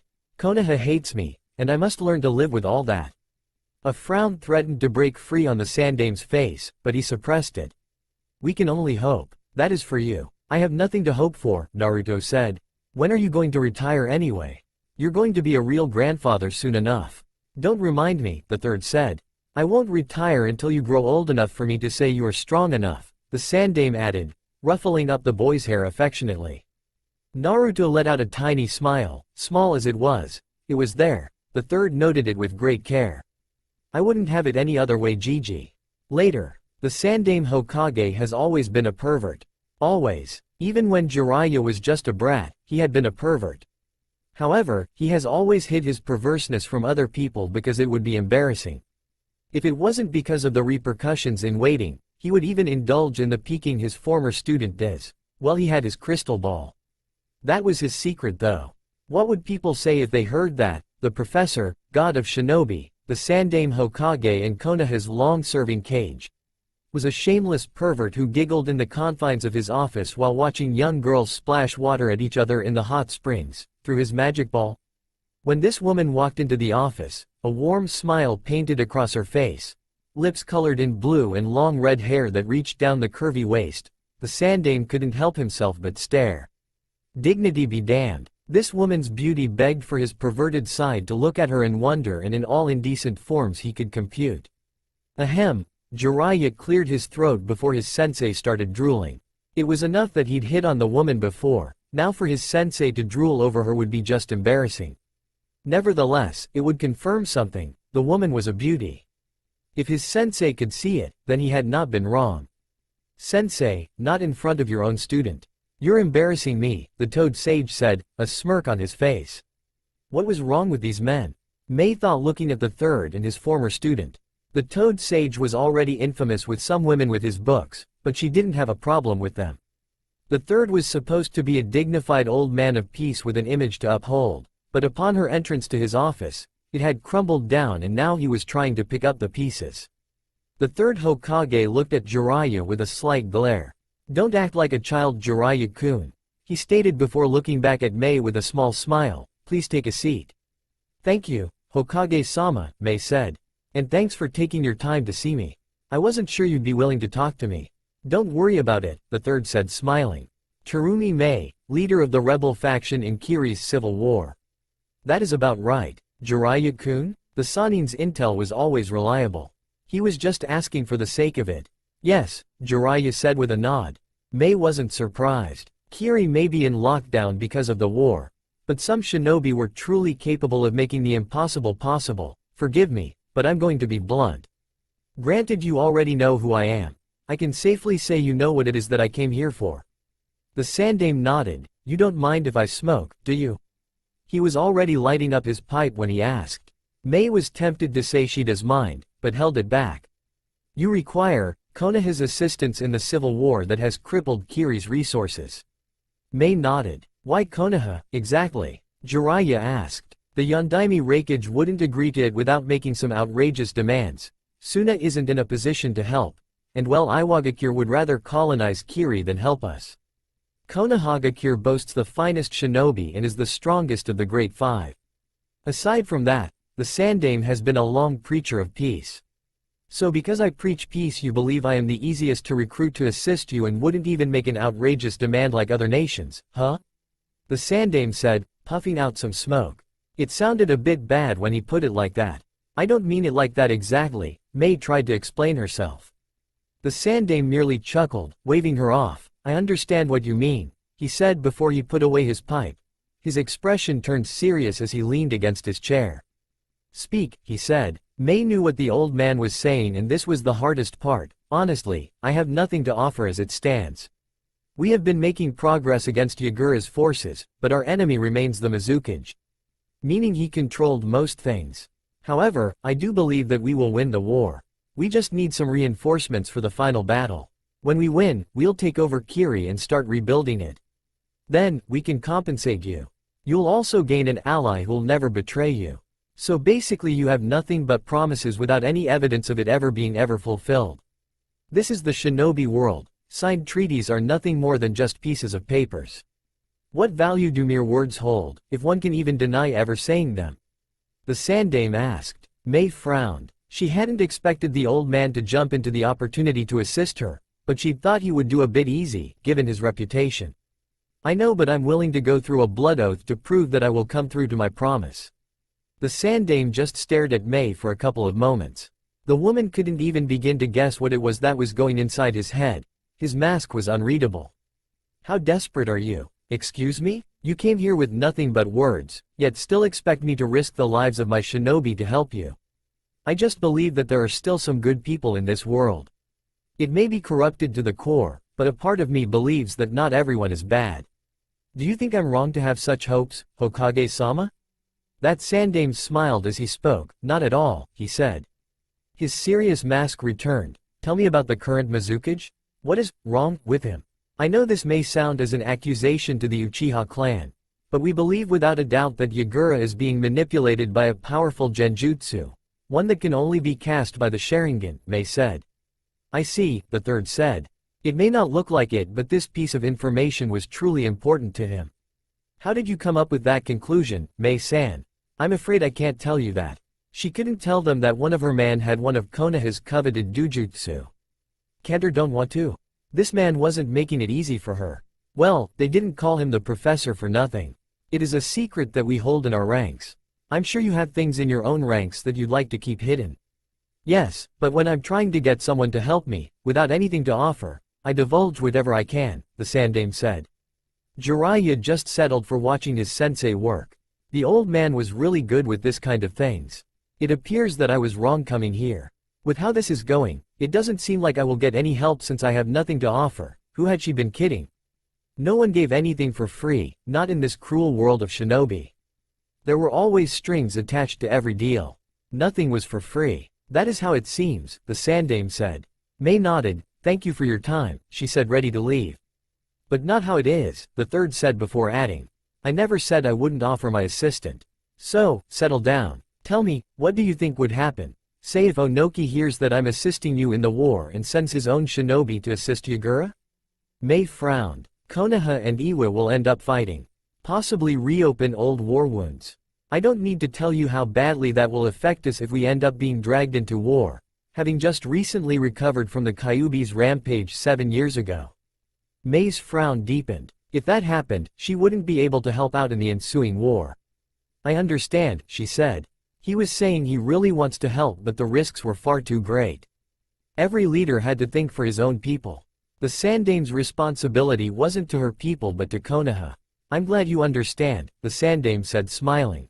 How long do you think this final battle will last? Mei was stunned. A week or two. You think you're up to the challenge, Jiraiya-kun? The Toad Sage nodded with a smile. I don't have any complaints as long as I get to stare at her mesmerizing beauty. The third chuckled slightly. Good, he said. You have yourself my assistants, Mei-san. Mei was still stunned. He was not only going to offer her his help, he was going to send his strongest shinobi? She would have been grateful if he just gave her some fringe shinobi. But a Sanin? This was just a miracle. She couldn't help but smile and heap praise to her gut for telling her to come to this village. Thank you, Sandame-sama. I didn't expect this. Don't thank me yet, Sarutobi said. Return to Konoha when you have ended Yagura's blood rain. That will be the first thing I do. I hope so, the third said. Would you rather rest or do you wish to leave now? My men can fetch the two you left outside the village. Mei showed no physical reaction to this revelation. The two she left were supposed to be hidden, but apparently the Sandame has great eyes. I have to return to camp right away. It will be dangerous if Yagura becomes aware of my absence. Understandable, the Sandame said.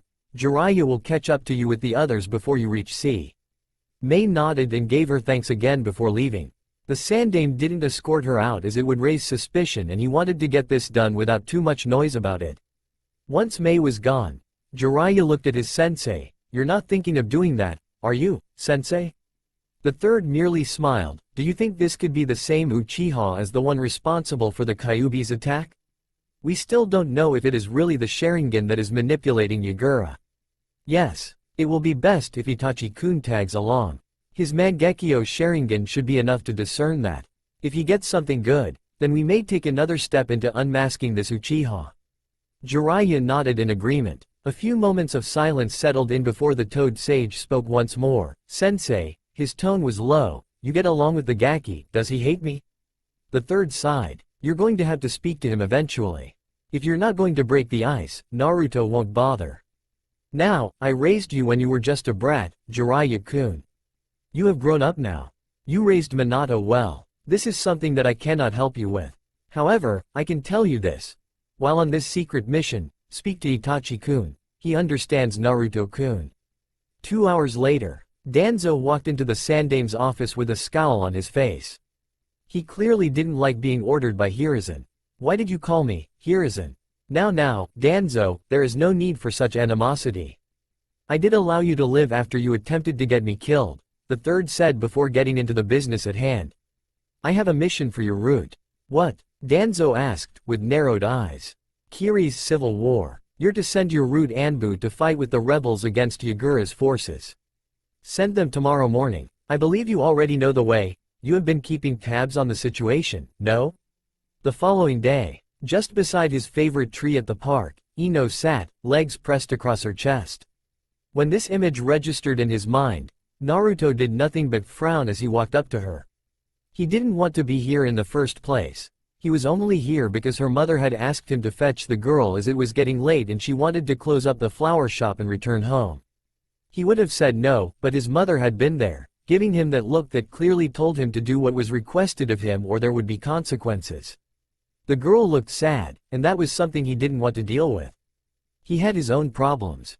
Sighing, Naruto sat down beside his fellow blonde. Just so you know, I don't care, he said before adding. I'm just going to ask because if I ignore you, my mother is going to find out and she won't be happy, or you may just use it against me. Always treat a girl well, Naru-chan, his mother always tells him. He knew she wouldn't smile at him and say you did well if he just ignored a child of a friend in this kind of situation, especially a girl. He didn't understand it, but sometimes his mother would just say he doesn't have to understand but do as he was told and he would eventually understand when he does grow up. He was all grown up at this stage, what was there to understand when he was advanced in age? You're cold, Ino said softly. But then again, sometimes she did appreciate his honesty. He didn't lie to her, he was always truthful. Even though he was only forced because of his mother's compulsion, he was still doing it and she thanked him for that. Naruto merely shrugged indifferently. What is wrong? Sakura. That pink-haired girl you saved a few weeks ago. She registered with the academy and is now in my class.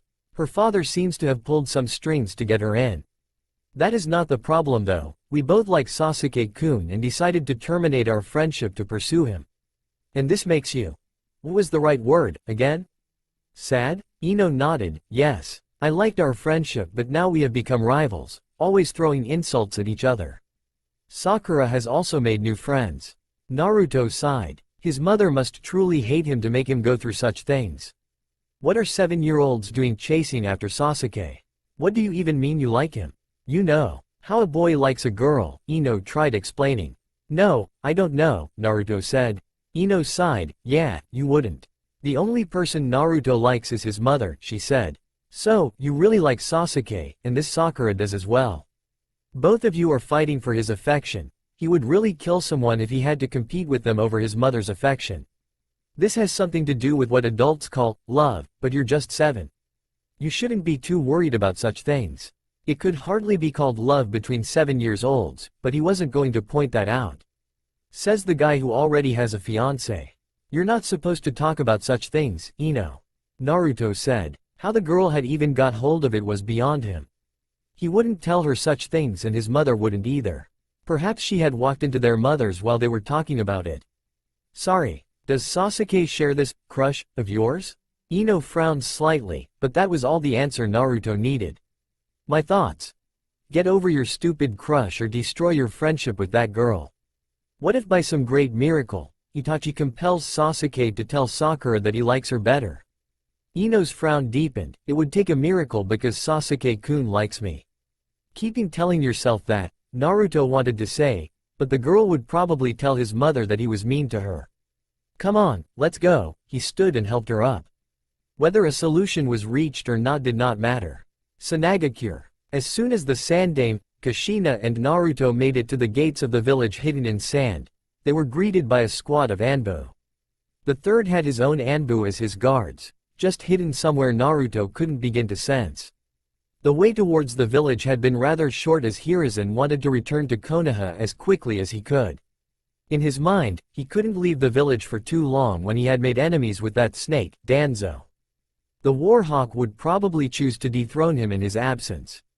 It was unlikely as he had made sure the route commander sent his route away to Kiri, but it was still a possibility. Hokage-sama, the leader of the Anbu squad said, walking over to the Sandaime, please allow us to take you straight to the Case Tower. Yondaime-sama has instructed us to do so. The third smiled. Would it be a problem if we walked? I wish to breathe in some fresh air before my meeting with the Case. The journey has been a little long. I'm sure Naruto-kun would like to see the change in scenery once again. The Anbu didn't need to think about the matter to offer his response. He merely nodded. We will escort you then. The professor nodded. Would it be okay if my Anbu take a friendly round about the village? As long as they keep it friendly, there shouldn't be any problem, Hokage-sama. The third Hokage looked at his right. Naruto being held by his mother with her right hand.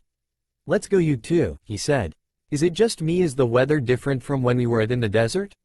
Kushina asked as they slowly walked through the streets of Suna, heading towards the Case Tower with the Anbu behind them. It is different, Sarutobi said. The heat isn't as bad as people make it seem. The journey across the desert isn't that bad itself, it is only bad during the windy seasons. Kushina nodded. She didn't need to be told that. She already knew that crossing the desert during the windy season was nothing more than to taunt death. She looked at her son. I'm so proud of you. You were able to make it to the village without having me to carry you across the desert. Your training is really paying off. Naruto smiled at his mother. Thank you, he said. There was the fact that the last time he'd come to this village had been his first and, despite being told to prepare for what was ahead, he didn't think it would be so bad. But now he was able to move on his own and knew what to expect. Anything less would have been disappointing, the Sandaime said, butting into the conversation. Naruto ought training from 4 different people, his mother included. Well, children of cages always received the best training they could get from their villages. Minato may be dead, but he was Naruto's father and nothing would change that. Kushina nodded before smiling. All the better when we return home because he will be starting the academy, she said. Just the thought of her son, strong enough to protect himself against bullies, having some friends of his own, it really made her happy. Perhaps then her son could get the childhood he so deserved. It wasn't too late for him, he was just 7 after all. Naruto wanted to frown, but he couldn't, not when his mother seemed happy. It was one of those moments that he had to suppress a sarcastic remark about his predicament. His mother was happy that he was going to the academy and may possibly make friends. He should be as well. He could well remember how his mother had picked him up grinning like a fool when he spoke to her about the academy. He'd never seen her so happy and relieved. It was one of those days she would be even willing to let him stay up all night watching TV, if he did that kind of thing. It really meant a lot to her. So he had to push on for her happiness. Don't worry too much about it, Naruto-kun, the Sandame said. I'll arrange that you be put into a class with the clan heirs. They are smart, Ino-chan is an example. Who knows, you may even get along with Sasuke-kun while competing for academy honors. I doubt it, Naruto said. If I become a competition, Sasuke is likely to see me as a threat. Kushina patted Naruto on the back. Where's your optimism, Naru-chan? She asked a bit loudly. What did I tell you? Never say never. Naruto recited those words his mother had beat into him until he could dream them. That's the spirit, Kushina said with a nod of her head. Looks like we've finally reached the tower, the Sandame said, looking at the cage tower. The walk had been pleasant and a good way to kill some time.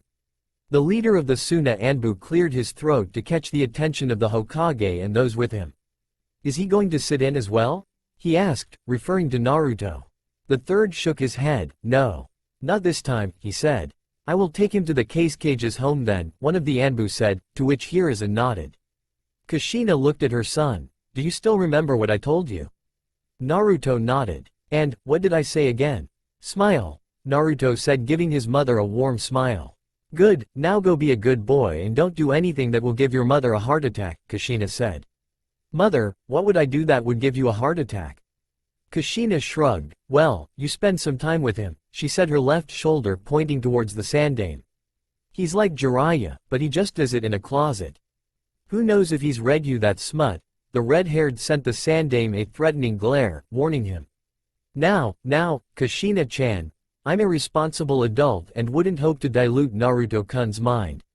Keep it that way, Kushina said. After Naruto was taken away, she returned to normal. Come on, let us get this over with. I really hate formal meetings though. Cage residence. Naruto had the decency to raise a brow when he saw Temari. She wore a black kimono that fitted her perfectly. No lipsticks, just her pure face. The last time he'd come here, she looked normal. This time she looked as though she was preparing for a ceremonial festive.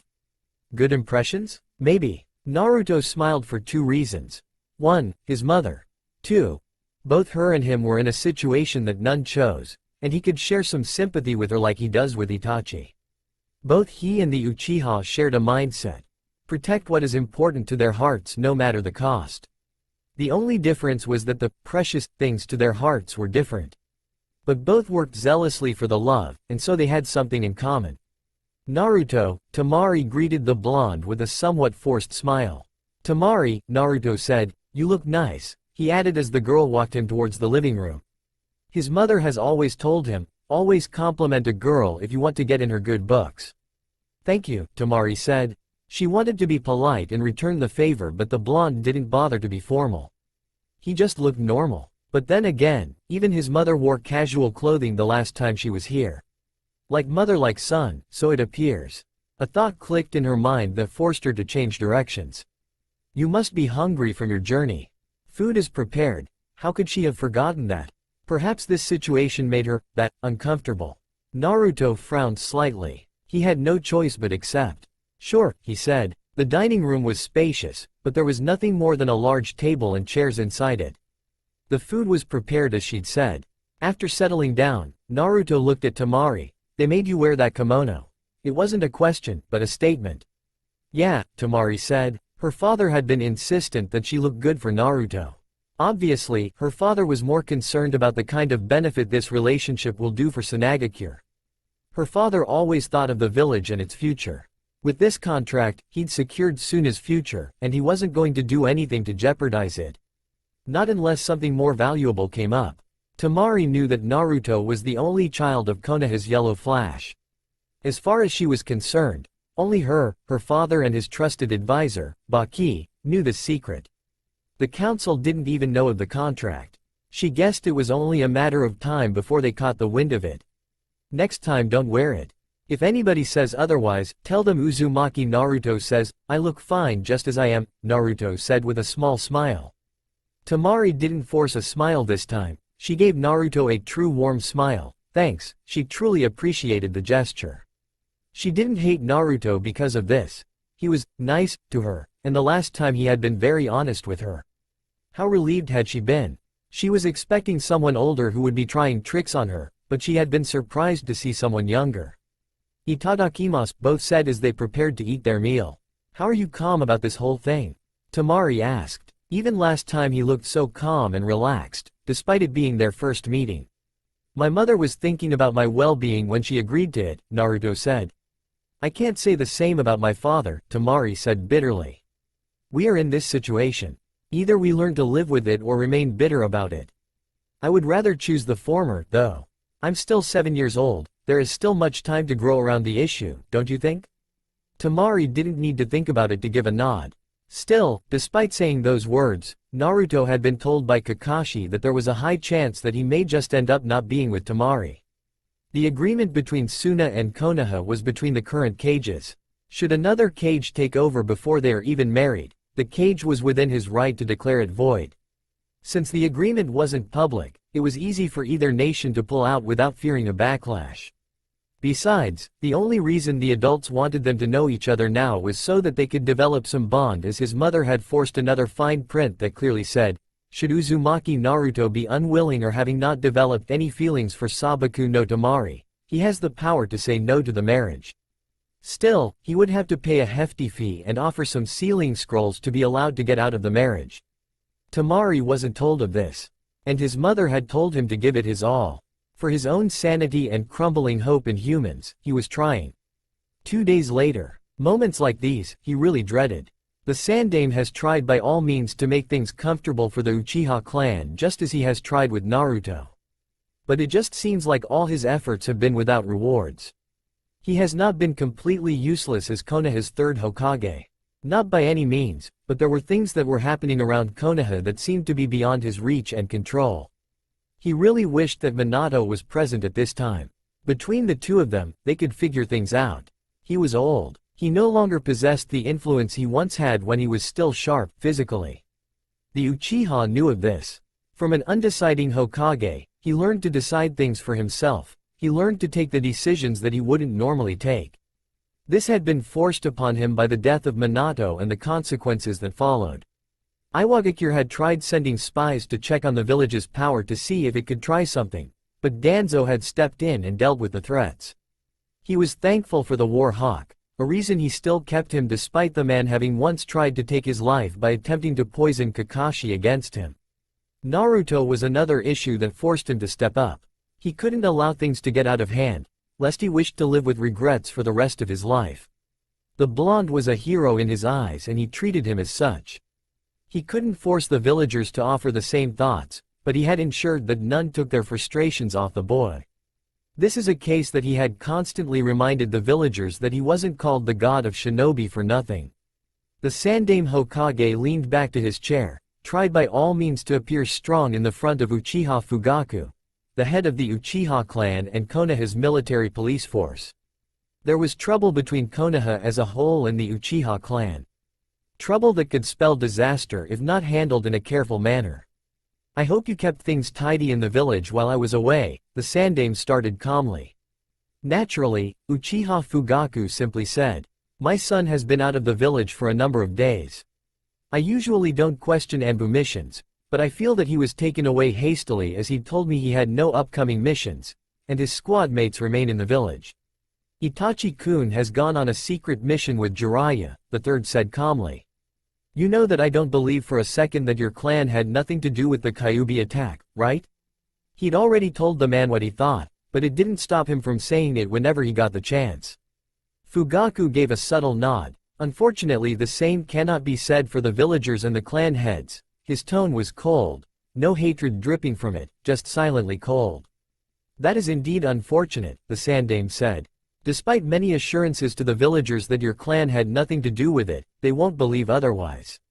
They are hell-bent on blaming someone just as they refuse to accept Naruto-kun. I only wonder what they will do if they learn that an Uchiha or at least the Sharingan had manipulated the Kyuubi. Where is this going, Hokage-sama? They'd already been through this and he would rather deal with clan matters than go through this again. Your son has gone on a mission in Kirigakure. We're told that the Yondaime Mizukage is being controlled by a powerful genjutsu. Fugaku took a few moments to digest those words. So you believe that if this is true, then it may be the same Uchiha who manipulated the Kyuubi. Yes, Sarutobi said, if this happens to be true, Itachi-kun may be able to figure out the identity of this person. With that, we may be able to hunt down the culprit and bring him to justice. Perhaps then we will be able to stop the madness going around the village. That wouldn't solve the Uchiha's problems. Their problems went far beyond the borders of being untrusted by the villagers. They were pushed away from the village. They no longer had any political power despite operating the police force. That was a matter that needed to be resolved. Fugaku doubted anything would be solved unless they took action though. Things with the villagers have already gone past the line of return. Is that all? The third nodded. Can you organize a meeting between your clan elders so we can sit once more again and think of a way to deal with the impending issue? I will see if they are willing. No guarantees given, and the Uchiha clan leader disappeared from the office. This doesn't look good at all, the third said to himself. He could only hope Itachi will bring home some good news. He could only hope. Evening, later that day. Kakashi smiled fondly looking at the Kushina through the window from outside where he sat along with studying Naruto. This reminds me of the time Minato-sensei had me watch over your mother when she was still carrying you. I used to watch her all day long.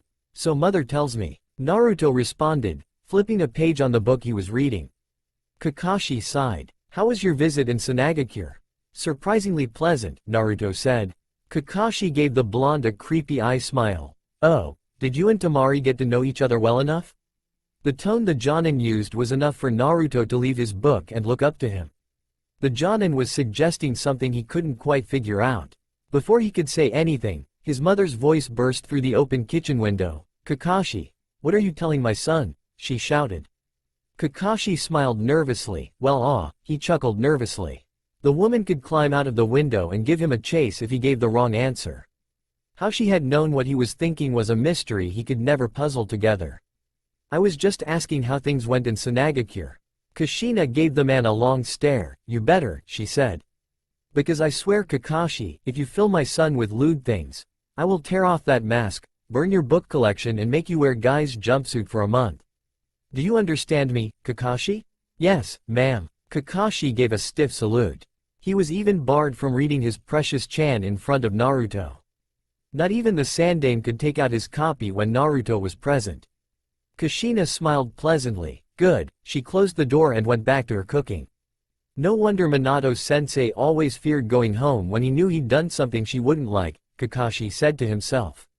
He looked back at Naruto. Did you meet her siblings? No, Naruto said with a shake of his head. I met them last time. It was just me and Temari this time.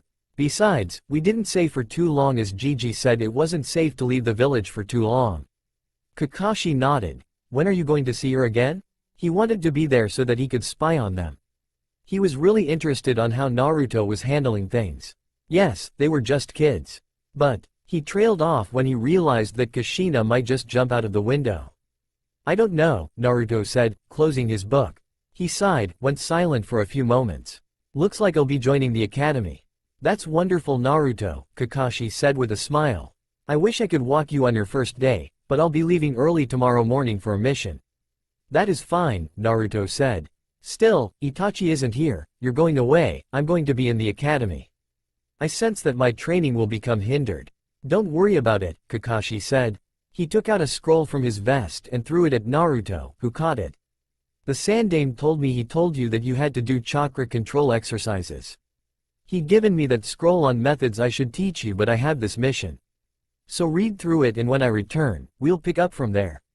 Thanks, Naruto said. Don't worry about it, Kakashi said with another eye smile. The following day. Notebook, check. Lunch, check. Kushina did her checklist as she looked through Naruto's backpack. Do you need chips? Or should I just bring you ramen during lunchtime? Naruto sighed. His mother was way over the moon by this situation. He doubted she even slept at night because of the excitement that was rushing through her blood. It was as though she was the one going to the academy, not him. Everything is in there, Okawa-san. I don't want you to miss anything on your first day. You have to impress the other kids today, Kushina said. Did you ask Ino-chan if there was homework? Mother, it is my first day. I don't have to write homework. And Ino doesn't know I'm going to be joining her class today, Naruto said, taking his school bag from his mother's hands. The crimson scarf she'd bought for him the other day placed safely around his neck.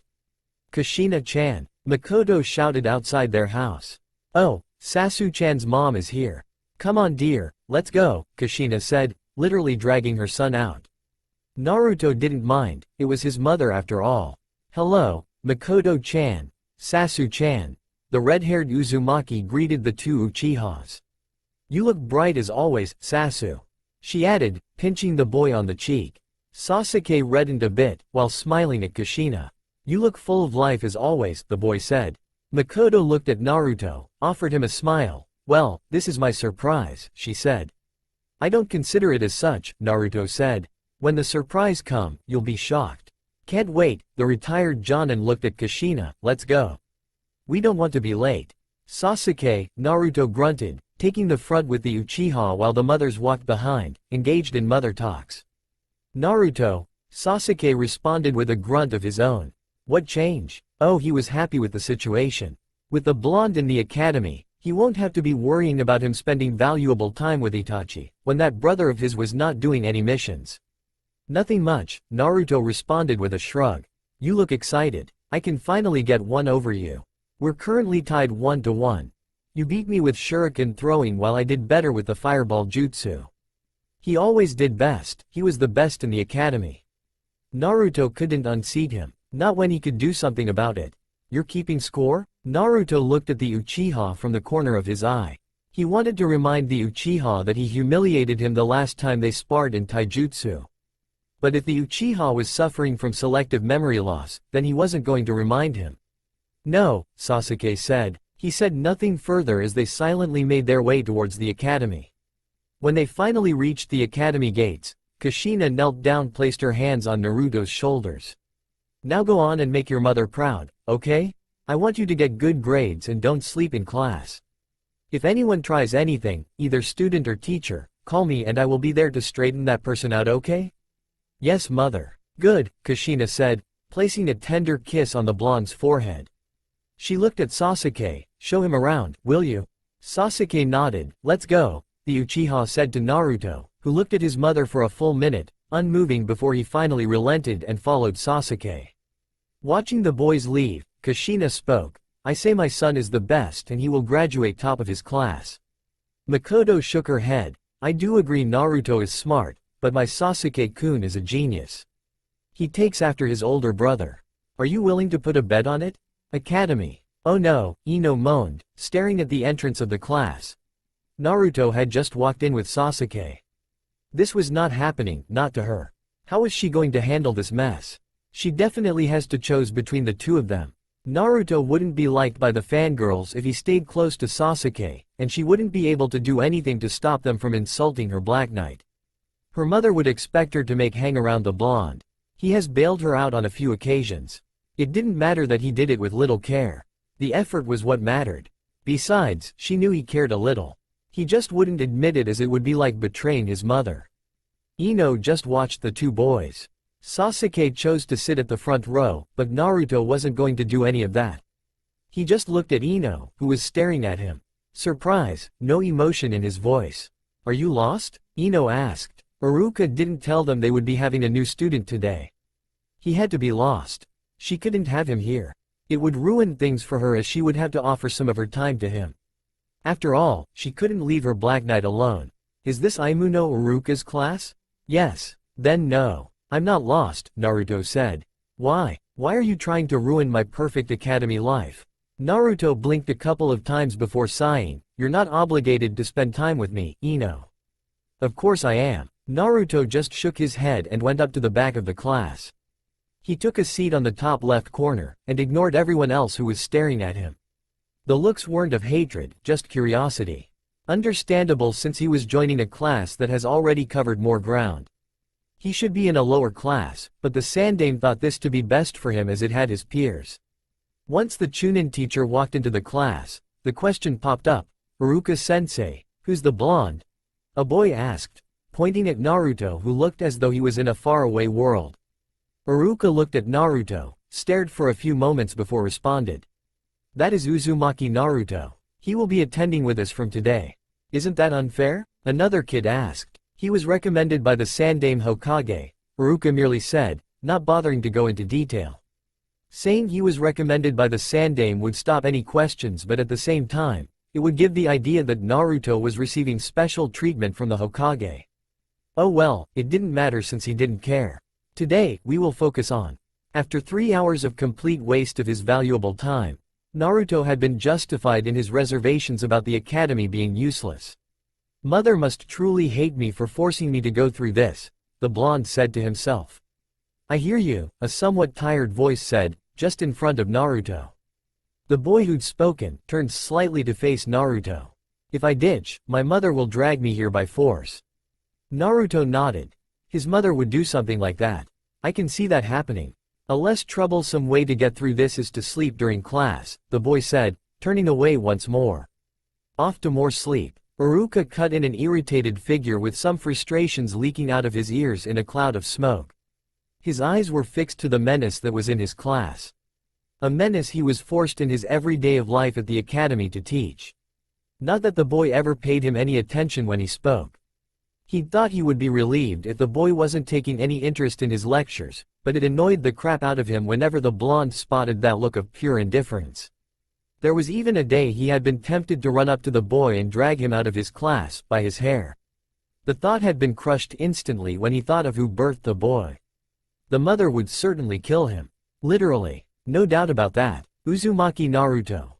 Iruka couldn't even begin to remember the day the blonde had so even paid attention to his class. From day 2, the blonde had always put on a look of indifference, never taking part in anything. As much as Iruka wanted to throw the blonde out of the class, he couldn't do that. Not without a noteworthy reason. It would get him in trouble with the Sandame. Not to mention that woman who would snap his neck in a mother fury.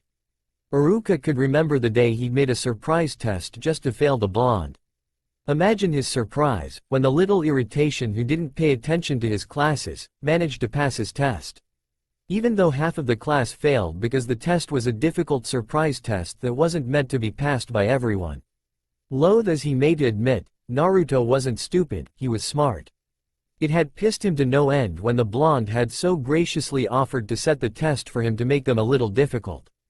That wasn't all. There had been a day he had caught the blonde looking outside the window. Not listening to him, he had inwardly smirked at the thought that came to his mind. Imagine to his utter dismay when the blonde had not even stuttered or even looked red-handed at being caught gazing outside the class. The blonde had so simply said, I can't repeat what you said because I wasn't listening. Iruka had been left flabbergasted by the response. Normally a student would try to initiate something that he didn't say or try to make an excuse. But the blonde didn't try anything. He stated the situation as it was. No attempt to hide the truth. The blonde had made it clear to him that he was only in the academy because his mother had forced him and the Sandame was blackmailing him to do so. To show how useless the academy was to him, the blonde had gone as far as to say he could do the graduate exam as he was, despite being in the academy for just 2 weeks. If Iruka had his way around everything, he would have just given the blonde the damn exam just so he could get out of his sight. Some teachers could just ignore him and the blonde would indifferently return the favor. But that was something that Iruka couldn't do. No matter how hard he tried. The other teachers have tried all tricks to get the blonde to be held back in his academics, but that was useless since he already knew what they taught. When it came to knowledge, the blonde had it in abundance. He had even found it bitterly amusing when one of the teachers came back to the staff room grumbling after he'd gotten into an argument with Naruto over the history of Konohagakure. It turned out that the blonde knew more about it than the teacher. Iruka sighed and settled on the edge of his desk, looking at his students. No one was absent today, which was good. He didn't feel like teaching anything. Well, since they haven't been in the training grounds for some taijutsu demonstration, he decided it was best to take them there. Okay class, settle down, Iruka said a bit loudly. Nobody heard the chunin, or they did just chose to ignore him in favor of continuing with the chatter. If Iruka hadn't become used to this familiar occurrence, a vein would have been throbbing on the side of his forehead right about now. Shut up, that touched the right spot. No matter how many times his loud voice did the trick, Iruka couldn't help but smile in appraisal of his kid's silencing jutsu. He always felt content and would smile happily when the jutsu did work its magic to quiet down the little ones. It was a pity to Mizuki though. The chunin couldn't do a better job than he did. Then again, Mizuki was just his assistant. Naturally, he should be the one getting things done quickly. We'll be going to the training ground today for an exhibition on the academy taijutsu Mizuki has taught you, the Chunin said. His announcement was welcomed with smiles by the students who would have anything other than his so-called boring classes. Yeah, right. Iruka knew they loved him despite calling his classes boring. They just liked going out there as it was a place they could talk however they wished and they could also watch their beloved Uchiha beat up someone. Iruka failed miserably to suppress the urge to frown when he met Naruto's eyes head-on after his announcement. The look was still indifferent, the eyes still blank of any emotion, as most of the time. It really frustrated the Chunin that he could never read the blonde because he always hid everything behind that untouchable mask of indifference. You're in trouble, Shikamaru muttered to Naruto, seeing the look their sensei was giving the blonde. While he didn't seem like he was interested, he knew full well that Naruto and their sensei had a rather rocky relationship, if their interactions could be considered a relationship. Iruka held something against the blonde. He was certain of this. But Naruto didn't seem to care. No, he just didn't care. Furthermore, he paid no mind to whatever Iruka had to say, and was willing to go as far as to brush off the Chunin. Naturally, that made the Chunin infuriated with the blonde. It appears so, Naruto said. I do wonder what sort of trick he has planned for me this time. Probably going to get you matched with the best in taijutsu, Shikamaru said. If Naruto could get beat, it would embarrass him and force him to pay attention to class a bit. At least that is what he thought Iruka had in mind. It would also be some payback for the many times Naruto has had the class laughing at the Chunin. Iruka had it better though. The other teachers. Shikamaru shook his head. How he pitied them. Naruto was just downright blunt in his assessment of the academy and its education. He made no attempt whatsoever to mask his disdain over the curriculum offered. The fact that they taught simple taijutsu and offered no real training on the expectations of the shinobi world did no better. Shikamaru could concur with the blonde on that note. His father does tell him bits about the shinobi world and he knew academy teachings offered little comfort for what was out there in the wild. The ones who suffered the most were non-clan children, and those from not-so-shinobi families. Shikamaru didn't have to suffer because his father made him train his mind at home. He was learning clan techniques, so were other children from clans. The others weren't getting any training whatsoever and they continued to look towards the day they become shinobi with false expectations and blind hopes. Just thinking about it made the Nara heir sigh. Naruto snorted upon hearing Shikamaru's response. Like hell anyone in the academy could embarrass him. From what he has gathered so far, Sasuke was the top dog in the field. He knew the Uchiha better than anyone. Sasuke may be better than him executing that damned fire jutsu. The Uchiha has never beaten him in taijutsu, even when he does go easy on the boy. Just so not to wound his pride too much that it will earn him a Sharingan enemy. I don't have any interest in participating in anything. But I guess I won't have a choice if I'm forced, Naruto said. His eyes narrowed at the Nara heir. An idiot? Not the least. The Nara was smart, even so more than Sasuke. Naruto doubted he could win against the Nara in a battle of intellect. The only problem was that the Nara made no effort. He made no effort in anything whatsoever. Naruto believed the only time the Nara would get serious would be in life-threatening situations. He will force you, Shikamaru said. At this stage, Choji decided to partake in the conversation. You should try to get along with Iruka-sensei. That will make your life a lot easier. You won't have to worry about him trying to trip you over. At least we don't have to worry about teachers because we won't be seeing much of them from next year. You just have to survive this year. I doubt we are ever going to hug and kiss, Naruto said. If I survived this year without suffocation by this environment, I will consider it an accomplishment. He suppressed the urge to frown from the knowledge that there was still a number of months before the year ends. It's not so bad, Naruto, Choji said with a smile. You just have to loosen up a bit and you'll enjoy it as much as I do. That said, Choji felt a sudden urge to fill up his crying gut with some chips. Are you guys just going to sit there, or are we going to follow the others? Kiba's voice sounded, breaking the three out of their little ice. You seem a little happy. Feeling your luck against Sasuke, today? Choji asked, looking at the Inuzuka heir as he got up along with Naruto and Shikamaru.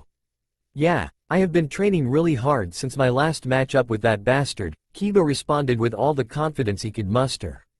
Choji doubted it would make any difference and Sasuke was anything but a bastard. The term just came to mind because Kiba was just an idiot before Sasuke's eyes. He couldn't fault the Uchiha for having such thoughts. It was improbable that the Inuzuka would do something genius in front of the Uchiha. Not when he lost the little rationality his mind has when he is one-on-one with the Uchiha. I hope you do well if Iruka picks you, Choji still said. Kiba just grinned. He knew he was going to do well and then all the girls would follow him instead of that arrogant idiot. He could almost see himself happily suffocating in the warm hugs and kisses the girls would be giving him. Shikamaru wanted to keep his mouth shut as opening it would rouse a troublesome dialogue with the Inuzuka, but he couldn't help himself. Don't dream too much, he said lightly, having noticed Kiba's dreamy look. Kiba scoffed. Shikamaru was incapable of doing what he could. Who was he to tell him anything? He looked at Naruto at the corner of his left eye, as opposed to responding to Shikamaru's light warning. Though Naruto could feel the look from the eyes of the brash and arrogant Inuzuka heir, he didn't bother to react to it.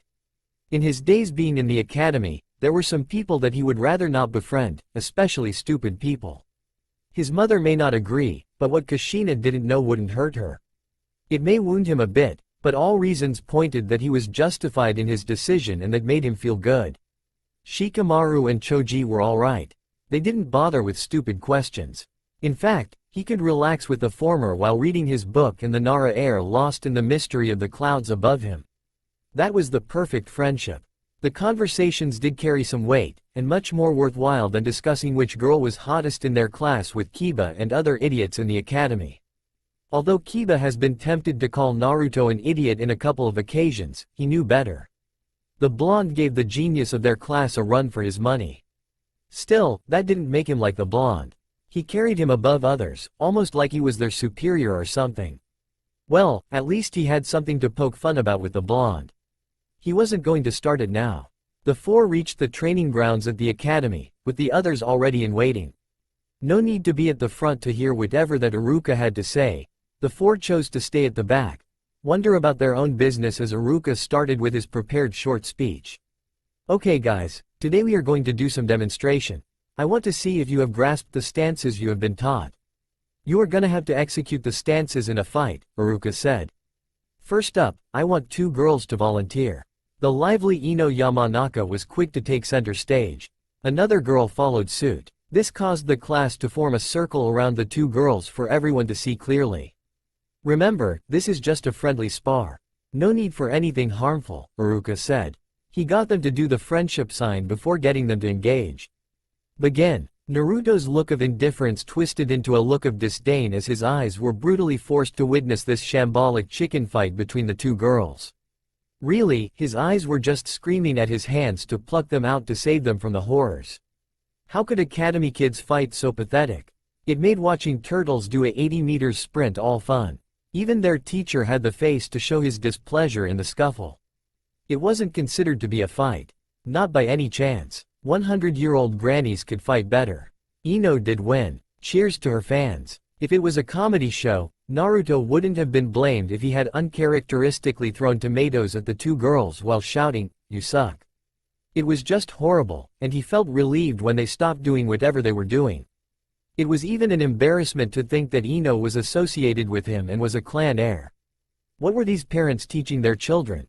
Ino walked towards Naruto as Iruka began talking once more, calling 2 more girls to demonstrate proper academy taijutsu. That was pathetic. If I was the one who taught you, I'd wish for an execution, Naruto said bluntly at the blonde-haired girl. Ino huffed, as if you could do better, she said. Seeing the look Naruto gave her, she huffed once more, pink tints on her cheeks. Naruto was a better fighter. She'd seen him beat bullies older than him. He took after his mother. I haven't been training that much, okay. I would be shocked if you said you trained at all. I think even a child who started walking a day ago can do better than that, Naruto said, once more bluntly. Ino glared at Naruto for his responses. She was used to it, but that didn't mean it made her smile when she hears of it. She was tempted to even curse him. But it wouldn't do any good. He was her Black Knight after all. If you think I sucked that much, why don't you help me? Yeah, like you want to train instead of hanging out with your friends, Choji said, earning himself a glare from Ino. But it was the truth. Hence the boy only shrugged. Looking back at the ring, Iruka already had Sasuke at his corner, his eyes looming above Naruto. Naruto, why don't you come here and spar with Sasuke? Naruto shrugged. I'd rather not, the blonde said. I insist, Iruka said rather forcefully. Naruto stood still. Kiba took the chance to mock the blonde. What, can't fight without your mother cheering for you? Mama's boy? Naruto didn't look at Kiba, but he still responded, Kiba, regardless of what you eat and whatever possesses you, do not speak of my other. That said, Naruto went on to face Sasuke, who was smirking at him. How he wished he could just slap that smirk off his face in a second and go home to do something useful. I thought you were going to chicken out on me, Sasuke said with a smirk. Naruto wanted to frown. He took no joy in exchanging cheeky remarks with anyone. He could state his observations in the way they were without coloring anything, but an exchange of a talk like this wasn't what he came here for. No wonder he didn't like Kiba's company.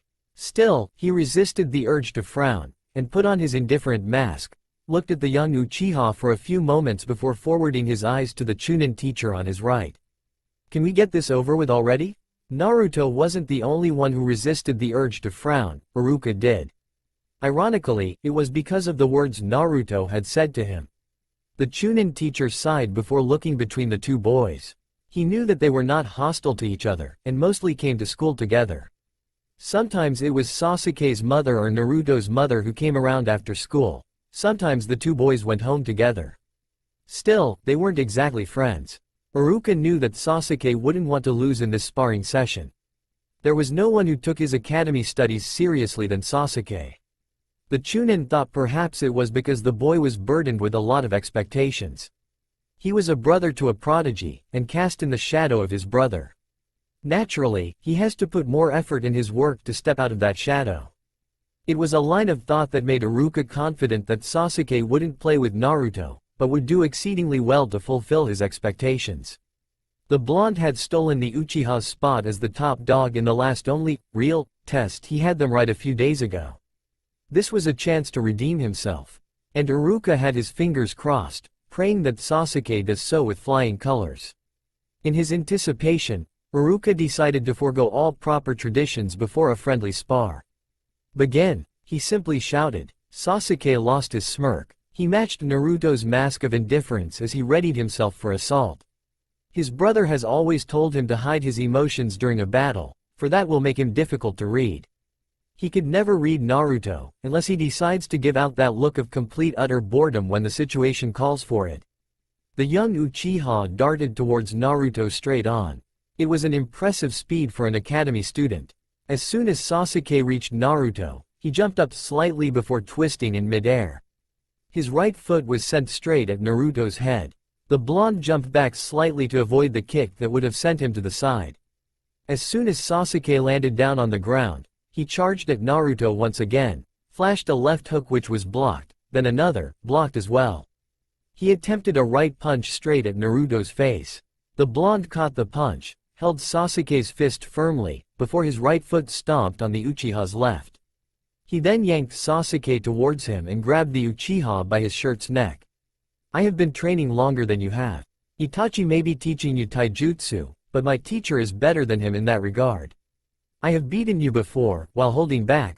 Do you think you can miraculously do better than me, Sasuke? Naruto asked, in a low whisper, just so only the Uchiha could hear him. Sasuke gritted his teeth and tried to headbutt Naruto, but Naruto used his hold on the Uchiha to push him back while leaning back slightly. The fact that his foot was still on the Uchiha's made him off balance owed to his push. Naruto took his foot off Sasuke's, allowing the Uchiha to balance himself. The blonde looked up for a moment. Shall we end it? We have dinner tonight at your house. Sasuke winced at the thought. Their mothers would certainly go at it if one of them won. It didn't matter who won. Both he and Naruto would suffer from their exchange. Sasuke had seen it when Naruto got better marks in the first real test. Those women had made some sort of a bet, and it was downright annoying when everything became heated debate about who was better. Surprisingly to everyone around, Sasuke nodded. He smiled though, a bit forced. You owe me the next time we train with Itachi, he said before looking at Iruka. I guess you can call it a draw, he said before walking away. Iruka frowned, said nothing for a few moments, allowing the words Sasuke had said to him to play over and over again. He didn't get what he wanted. Frustrating. At this rate, Mizuki was going to have his way. If Iruka's hearing was working quite perfectly, he was sure he heard the Chunin say that he would get the blonde into the training grounds and accidentally hit him hard while teaching him something. Sighing, Iruka looked at his students before speaking, "Take an hour break. And be back at class after which," he said, a bit lowly, and walked away. "Wow, I have never seen Iruka-sensei so down before," Choji said, looking at the retreating form of their Chunin teacher. "You really did a number on him this time, huh?" he added, addressing Naruto. The blonde merely sighed, walking towards his favorite tree to do something useful. Shikamaru decided to return to class quickly to get some much-needed sleep while Choji followed because his school bag was in class. His possessions were there as well. As he settled down beside the tree, Naruto didn't take out his book as he would have liked. He was faced by a mob of girls. He looked up to them. "What?" His tone was sharp. "Stay away from Sasuke-kun, and stop trying to compete with him. You can never be like him or even better him. You're a nobody." How boring. To think that he had been made to come here to this place just to listen to this nonsense. Worst of all, to be creeped out by the fact that Ino hanged with such company. The girl was smart. How could she lower herself to bow before this crowd and follow the usual chants and parade? Naruto was certain that another reason Shikamaru didn't like eating with him at lunch was that he feared these fools. Apparently, everyone was afraid of the fangirls as they could do anything. He had even witnessed them give Iruka some death glares. Naruto wouldn't even be surprised if the girls plotted murder if someone made their prized Uchiha look bad. Naruto didn't fear them. They were just pathetic girls he could beat up with his eyes closed if they tuned on the violence volume. He has been in some sort of one-sided bad blood with them because of the perceived closeness to their Uchiha. His stating of the fact that they were going to have dinner at Sasuke's house must have been the breaking point. The blonde looked just behind the girls. Ino was standing there, looking conflicted. Naruto just sighed. He has ignored the fangirls when they turned their attention towards him. He knew it bothered the girl that she couldn't do anything. Well, she could. The consequences were just not good for her. Naruto took out his book, flipped it, opening a page before responding. "I heard you the last time you spoke," he said. "Now will you be kind enough to leave me alone? I can't read in peace while you're standing there. Are you dismissing us like that?" Someone shouted. Naruto suppressed a wince the loudness of the voice. His eyes fixed on the girls. It was a rather stern look that clearly told them to piss off or else. They may be idiots filled with images of Sasuke in their heads, but they knew danger when they saw it. Heads held high, the girls walked away. Ino took the time to crawl beside her Black Knight. Once more again, she curled up beside the tree, knees pressed against her chest. "I'm sorry." If Naruto thought he had no emotions or did not care for the blonde, then he had to crush this thought right away. It wasn't the first time that the girl sat so pathetically sad like this when bad things happened to him. It bothered him greatly. He wanted to pull his hair because he failed to understand why it bothered him so much to see her so miserable. "I'm sorry," Ino repeated again, eyes locked down with the ground. "You've always been there for me. Always. Whenever I call for your help, you always help me out. But when you need me, I can't do anything. I just watch," she whispered sadly. That miserable tone. He hated it. She never used it before the academy. "You shouldn't bother with it. I can handle." "I handled them." Naruto tried to be dismissive about it. "I know you can handle them," Ino said. "But you already take a lot outside the academy." Naruto frowned. "And here, they still call you worthless, a nobody, a loser and other bad names. You're not worthless. Loath I may to admit it, you're just better than Sasuke. You're not trying to be like him or anything. You don't deserve it." Most of all, he was her Black Knight. "There are a lot of things that we deserve but never get them, Ino. I know, but I'm in a position to stop them from calling you unpleasant names they hear outside. I'm your friend, but I'm afraid to do anything because I might lose their friendship. I can stop it, but I'm afraid and I comfort myself by coming here. It even bothers me knowing that you can handle them, but can't stop them from saying whatever they want." Naruto frowned. He wasn't going to read his book. But that wasn't the problem. This kind of conversation he was having with Ino was the problem. Honestly, he hated being put in this kind of position. It bothered him. Ino worried because she cared for him, just like the Sandaime and Kakashi. Strengthening his mask, Naruto opened his mouth to speak. I cannot tell you what to do. But I don't need you to fight my battles. I can do that. On another note, what do you see them anyway? You're smart, they are not. You wouldn't understand, Ino said. I won't disagree there, Naruto sighed. Just don't worry about me. I can handle myself. What they say doesn't bother me. Compared to what he has taken from the villagers, a bunch of idiotic fangirls couldn't even as much as scratch him. He didn't spare them a thought. They were not worth it. It isn't a matter of whether it bothers you or not, Ino said. Why couldn't he get it? Your inability to do anything to stop the situation from occurring is the problem. Naruto said, eyeing the blonde briefly before looking into the empty space ahead. Finally, it bothered her because of it. Naruto has always helped her. She felt some guilt because she couldn't help him, especially when it was her friends bothering him. She should be stopping them. But she was caught between two things, and she didn't know what to do. If you don't want it to bother you so much, do something about it. Perhaps then you will feel better, and he won't be forced to go through another conversation like this. I'm not like you. Really? You've always been strong and head-on. Was it all just a mask? Of course no. Ino raised a voice a bit. Her expression changed a bit as she carefully laid out her next words. How about I buy you ramen later on today? I know you love it. Just don't tell anyone. That's cool, but do you really think I will tell Sasuke? He doesn't even take interest in you. Nor even thinks of you, Naruto said, earning a glare from Ino. Trust me, I train with him sometimes. I used to live at his house. Don't you think I should know better? Think of something better to do other than fawning at Sasuke because he sees you as annoying girls. He will not notice you. Ino glared at Naruto. He just killed her mood. But she knew he should know Sasuke better. Speak more like that and you'll have that ramen on your own.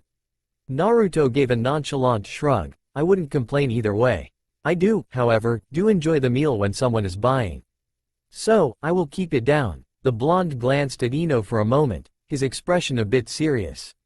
A word of advice. Things start small, and eventually grow. Don't let your crush grow, Ino. You will turn out to be an annoying little girl and a failure for a kunoichi if you grow up like this. Watch it, Naruto, Ino warned. Naruto just dismissed her warning with a wave of his hand. I wasn't done, he said. Ino, you're smart. Don't let this fangirl attitude consume your every thought. Sasuke is nothing special. You're something else. You shouldn't be throwing yourself like this, you're not cheap. If I had any interest, I wouldn't allow you to run after me, rather, I would run after you. That said, Naruto went back to his book. Ino slapped both her cheeks and looked away from Naruto. A few minutes later, the damn class once more again. What Naruto would give just to be locked away from this hellish academy. What has he accomplished or even learned that is worthwhile? To be more precisely, what has this academy taught him that will further help him keep his mother safe and his own life safe? The answer came quick as a striking lightning. Nothing. He had told the Sandaime of this again and again, but the old man and his mother keep telling him that even though he doesn't learn anything academically, the academy was still good for him. He had to make friends his age, they argued. Still, Naruto saw the glaring holes this time-wasting academy was putting into his usual training adventures. Oh well, he was here. There was no use brooding over it over and over again. The situation wasn't going to change. He wasn't going to go against his mother's wishes. At least on something like this. It sort of gave her hope that he could have a normal childhood. He was still young, and could still grow up with a few good friends. Naruto hadn't thought of that. The only perfect world he had thought of having was one with him and his mother. A bit bitterly, he used to wish for one with both parents. Make the best out of the situation and try to grow around it, he told Tamari. But here he was trying to run away from a situation his mother had brought to him. Why couldn't he live by the very same words he preached? Naruto didn't like to believe that he was a hypocrite.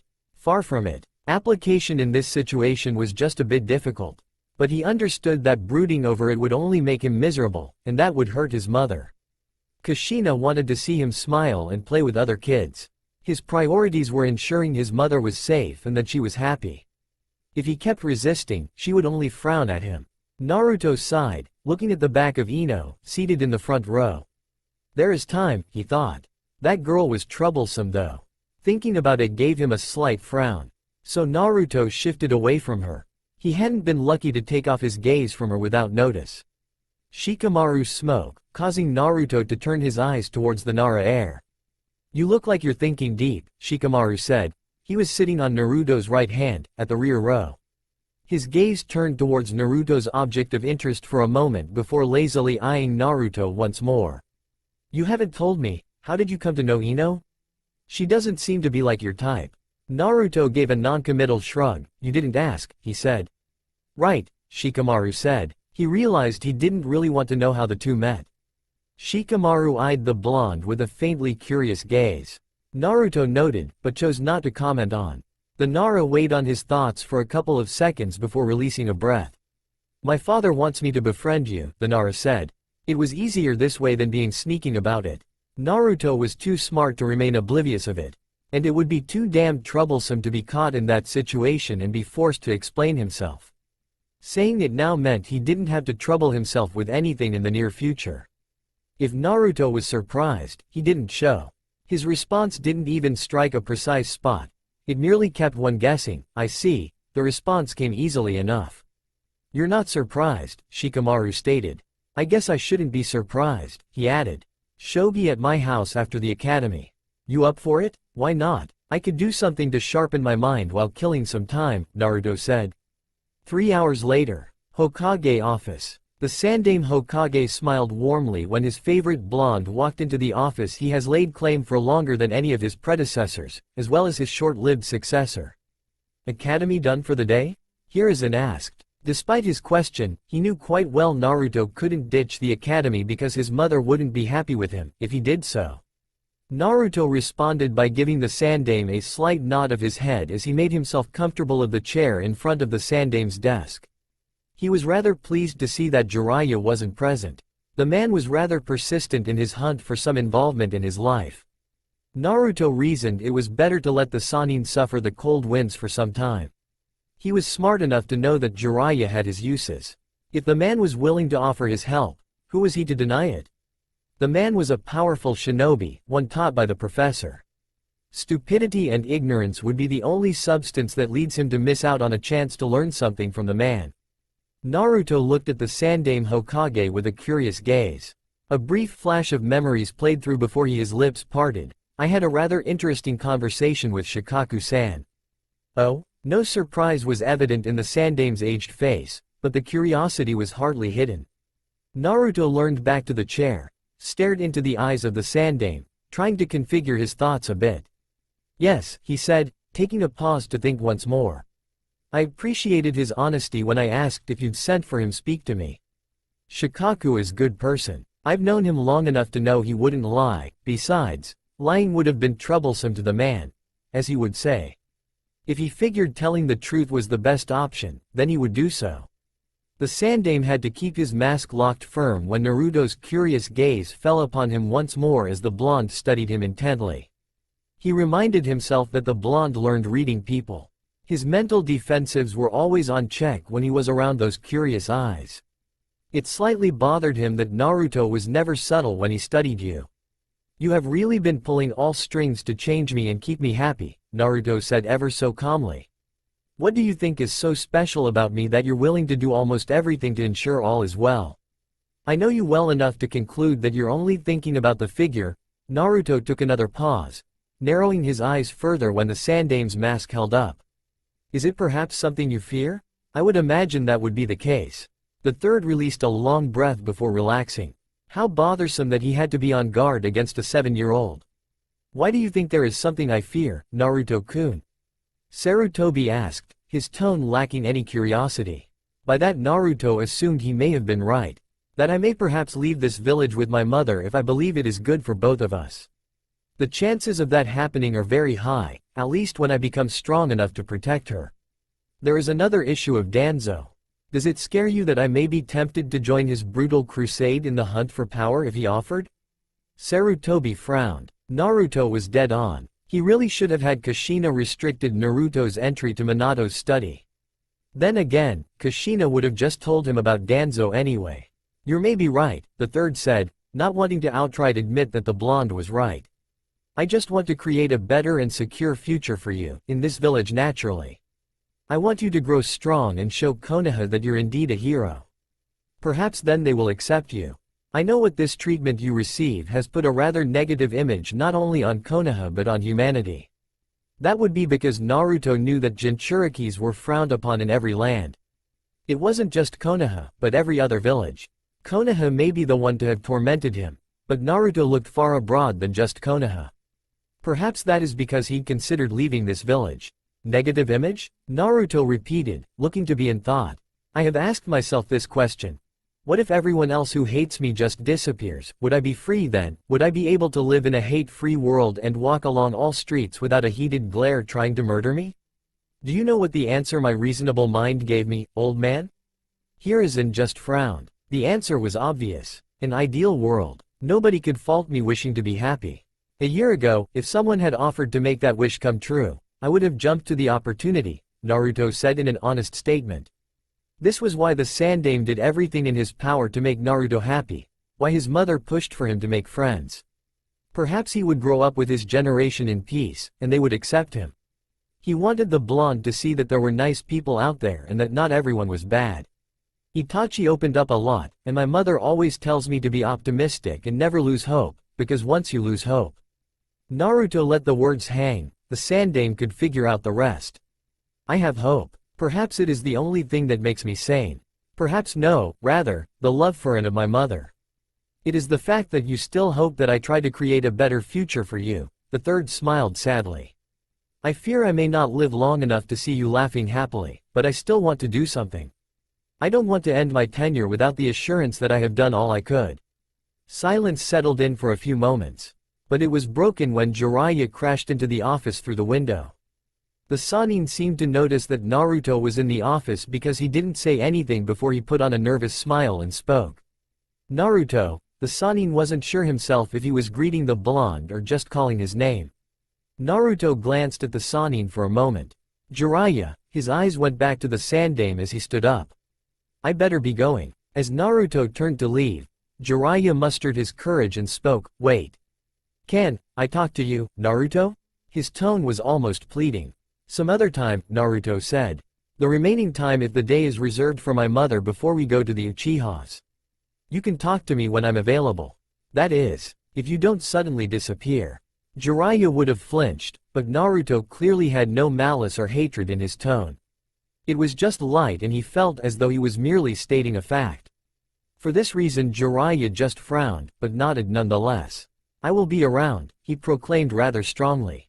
Naruto stopped for a moment, turned around to face the Sannin. Jiraiya reasoned it was the firmness of his tone that caused this reaction from Naruto. The blonde looked at Jiraiya inventively. The Sannin noted it was possibly the first time that Naruto had really looked into his eyes. The blonde said nothing though. He turned around and soundlessly felt the office. Jiraiya looked at his sensei, that is a good sign, right? That depends, the Sandaime responded. Are planning on disappearing or are you going to stay grounded and take your responsibility? Uchiha compound. Dinner with the Uchihas. For Kushina this was always a pleasant time for her and she knew well enough that Makoto enjoyed this as well. There was an unwritten pact between the Uchiha and the Uzumaki. The main family and the Uzumaki were family, not like family. They may not be related by blood, but they treated each other as family. It was for this reason that Kushina thoroughly enjoyed her time in these occasions. In one of those days, Fugaku had decided to join them. The Uchiha head didn't usually join them during their dinners, not because he just didn't want to. But the man was always busy with the police force and the council. In recent months, he hardly came back here. He was always locked up in his office at the military force headquarters.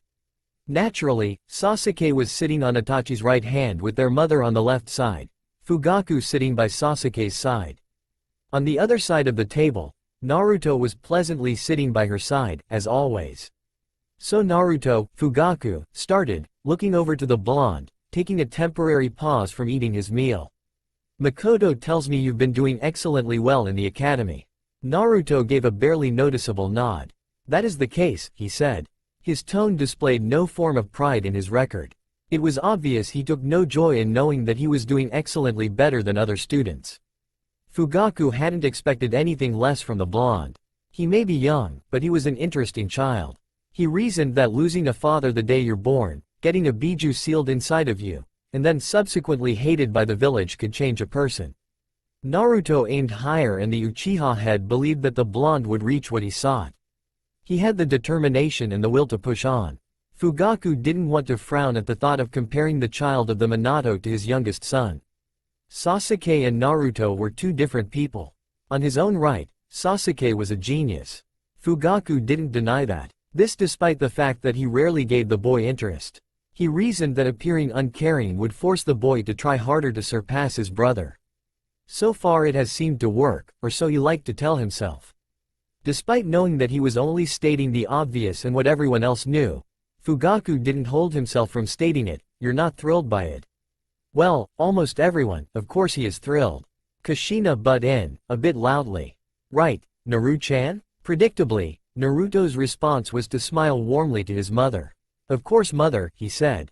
Itachi inwardly shook his head. He assumed Naruto was agreeing with his mother on a different note.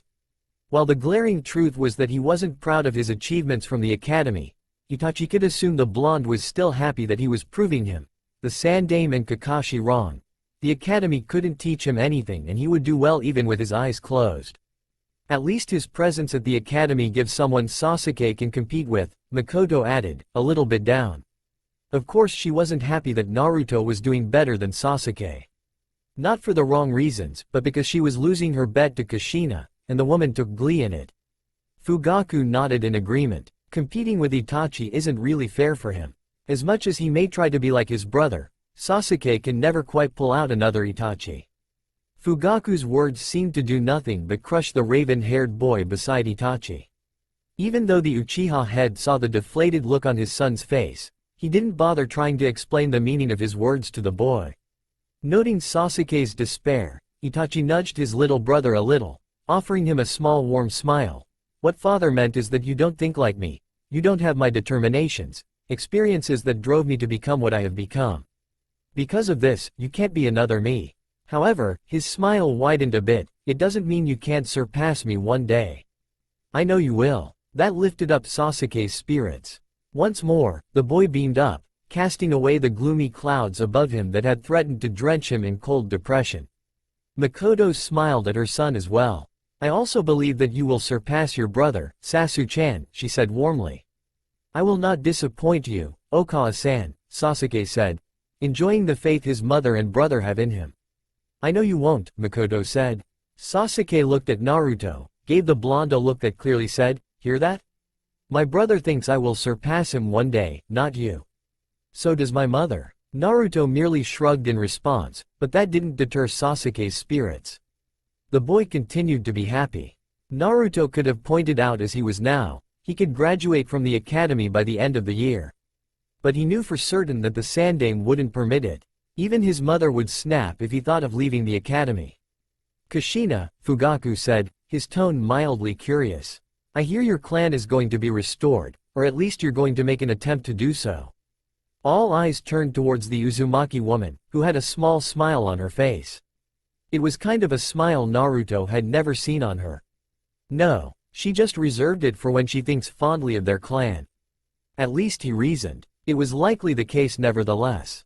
You belong to a clan? Sasuke asked, a raised brow, looking between Naruto and his mother. The only thing special about the two he knew was that they were the family of the late Yondaime Hokage. He wasn't aware Kushina was from a clan. Kushina nodded, her smile turning sad slightly. The Uzumaki clan, she simply said. Sasuke tilted his head, clearly not satisfied by the response. He has never heard of anything about that. He reasoned that it could have something to do with the fact that Naruto was a Jinchuriki and the fact that he was the son of the Yondaime Hokage. They were a prestigious clan who resided in their village called the village hidden in whirlpools. They were blood relatives of the Senju clan and had a healthy relationship with the clan. That relationship extended to Konoha. The Shodai Hokage's wife was from the whirlpools, an Uzumaki woman. Kushina here once lived there before coming here, Makoto explained. You say, were. Makoto nodded but didn't explain, Kushina did. My clan was peace-loving. We never took part in the shinobi wars despite being allies of Konoha, which was always in the center stage of the wars. Despite this, my clan was known throughout for possessing strong chakra, a strong life force, and most of all, we were masters of Fuinjutsu. Minato is renowned for his use in Fuinjutsu. I was in fact the one who taught him a couple of things. Unfortunately, my clan grew too powerful, and the fact that we never participated in wars meant that our shinobi kept growing. During the Second Shinobi World War, a combined army of Kiri and Kumo attacked us. The clan was wiped out. I only survived because by that time, I had already transferred here in Konoha. So, the blonde was not only smart, a Jinchuriki, but he was from a clan as well. If two villages had to combine their forces in order to fight them, then they had to be powerful. Naturally, Sasuke didn't dare think that the Uzumaki could be a match for the Uchiha. Still, to think that Naruto's clan was able to survive in a village of its own and grow so powerful that other villages felt threatened was something else. He may not know much about the clan, but at this moment, decided that the Uzumaki were worthy of respect. So you're not clanless, Sasuke remarked, with a small smirk, eyes firmly at the blonde. No, Naruto said. Feeling threatened already? The blonde asked with a raised brow. Sasuke scoffed, by who? There are just the two of you. You're far away from threatening the Uchiha. Something clicked in Sasuke's mind. Is this why you wish for the clan to be restored? Yes, Kushina said with a nod. I still believe that there might be survivors out there. Hopefully, when Naru-chan grows up he will find them, right, Naru-chan? It was a conversation they once held, and he had promised to bring the family back together. Naruto knew that his mother has other reasons for wanting the clan to be restored. He could make a few guesses. But it didn't matter because he would do anything to make his mother was happy. Of course mother. The Uzumaki clan will be restored to its former glory, Naruto said, looking straight at his mother. Uncharacteristically, he wore a rather serious expression. It was a bit out of character because he always preferred a smile when addressing his mother. Kushina merely smiled at her son, before looking back at Fugaku who was continuing from where he had left off. You do know the political consequences for this. How it will affect young Naruto. Kushina nodded. The Sandaime explained everything to me. In fact, it was his idea. Fugaku noted that Naruto hadn't smiled when Kushina said those words. The Uchiha head smiled inwardly. He really wished the boy was his son. Really? He must know the Sandaime's motives for proposing such an idea, Fugaku thought. Naruto had no attachment to Konoha other than his mother. If something were to happen to the woman, the blonde would leave the village. No doubt about that. He reasoned the Sandaime realized the only way to tie down both mother and son was to give something the mother wanted. Naturally, Naruto would follow his mother's lead, and judging by the look on the blonde's face, Fugaku could say it was going to work. What a sly old man the Sandaime was. Kushina probably accepted it because she believed it would create a family for Naruto, give him a healthy environment. Fugaku didn't believe for a second that Kushina wasn't aware that the Sandaime had other motives. Still, Naruto read underneath quite well for his age. Fugaku suppressed the urge to laugh because he knew that even Naruto twisted the third's hand, by using his love for him to get what he wanted. The two obviously cared for each other, but were not above manipulating each other. It was a rather unique situation. I see, Fugaku said. If there is anything you need, talk to me. Mito was an Uzumaki. Since no one is here to claim the Senju compound, I figure you may be in Poe's position to inherit everything. Naturally, you will be faced with opposition. The Uchiha head rose from his head. Itachi, come to the police force HQ when you're done. That said, the man disappeared. Hi, father, the Uchiha prodigy said monotonously. Naruto gave the Uchiha a glance, but said nothing. The rest of the dinner went along silently well. A week later, Kushina always enjoyed the sweet moments she spent with her son, especially when it was like this, enjoying a meal in their house. Soon to be ex-house. She liked the Uchihas, they were family, but this was real family. The only part of the family that was missing was Minato. He wasn't here with them. How she wished he could be here for them, give them one of his stupid smiles. For so often Kushina has allowed her loss to get the best of her. She has allowed it to get a hold of her emotions and lead her into a fit of tears. It shouldn't be like that. It was even more troubling when she had to rely on her Naruto for comfort. It bothered her that he had stopped crying just to be strong for her. She hated her weakness. Naruto has always been strong. It reminded her of when she was younger. She was always strong, always dealing with her problems head-on. She smacked any problem she faced to a pulp. But what had become of her? Makoto was right, she wasn't like her old self. She should be the one comforting Naruto, not the other way around. Still, Kushina was proud that she had a son so strong mentally. He didn't allow for anyone to push him around. Kushina smiled sadly, looking over the table, where Naruto was seated, enjoying his dinner. She looked up as his eyes met with hers. He gave her a curious glance. His lips parted as if he wanted to say something, but he shut them. Kushina assumed the curious gaze was summoned because of her sad smile. Such a sweet child, always worried about his mother. I'm sorry, Naruto. I haven't been the best of mothers. It is a little embarrassing to think that I have to cuddle up with my 7-year-old son in my moments of weakness. Kushina's sad smile turned into a nervous one. She complimented it with a nervous chuckle. If she hadn't been eating, she would have scratched the back of her head. Naruto shook his head, a bit firmly. You have been the best mother. I couldn't ask for more in what you have given me. His response was just as firm as the shaking of his head. You wouldn't ask even if there was something you needed, Naruto, Kushina said, her smile all sad again. Naruto didn't refute that. He knew she was right. Thank you for speaking to Makoto, and thank you for being such a wonderful son. Naruto smiled at his mother, eyes brightened a bit, his tone laced with some of happiness. I do what I can, he said before adding. But it wasn't my idea to speak to Makoto. It was Itachi's. Kushina didn't find that surprising. Not the least. I guess I will thank him as well. But it is your thought that counts the most. Honestly, you act like the adult sometimes. I should have been the one comforting you when you were crying. It is not a sign of weakness, mother.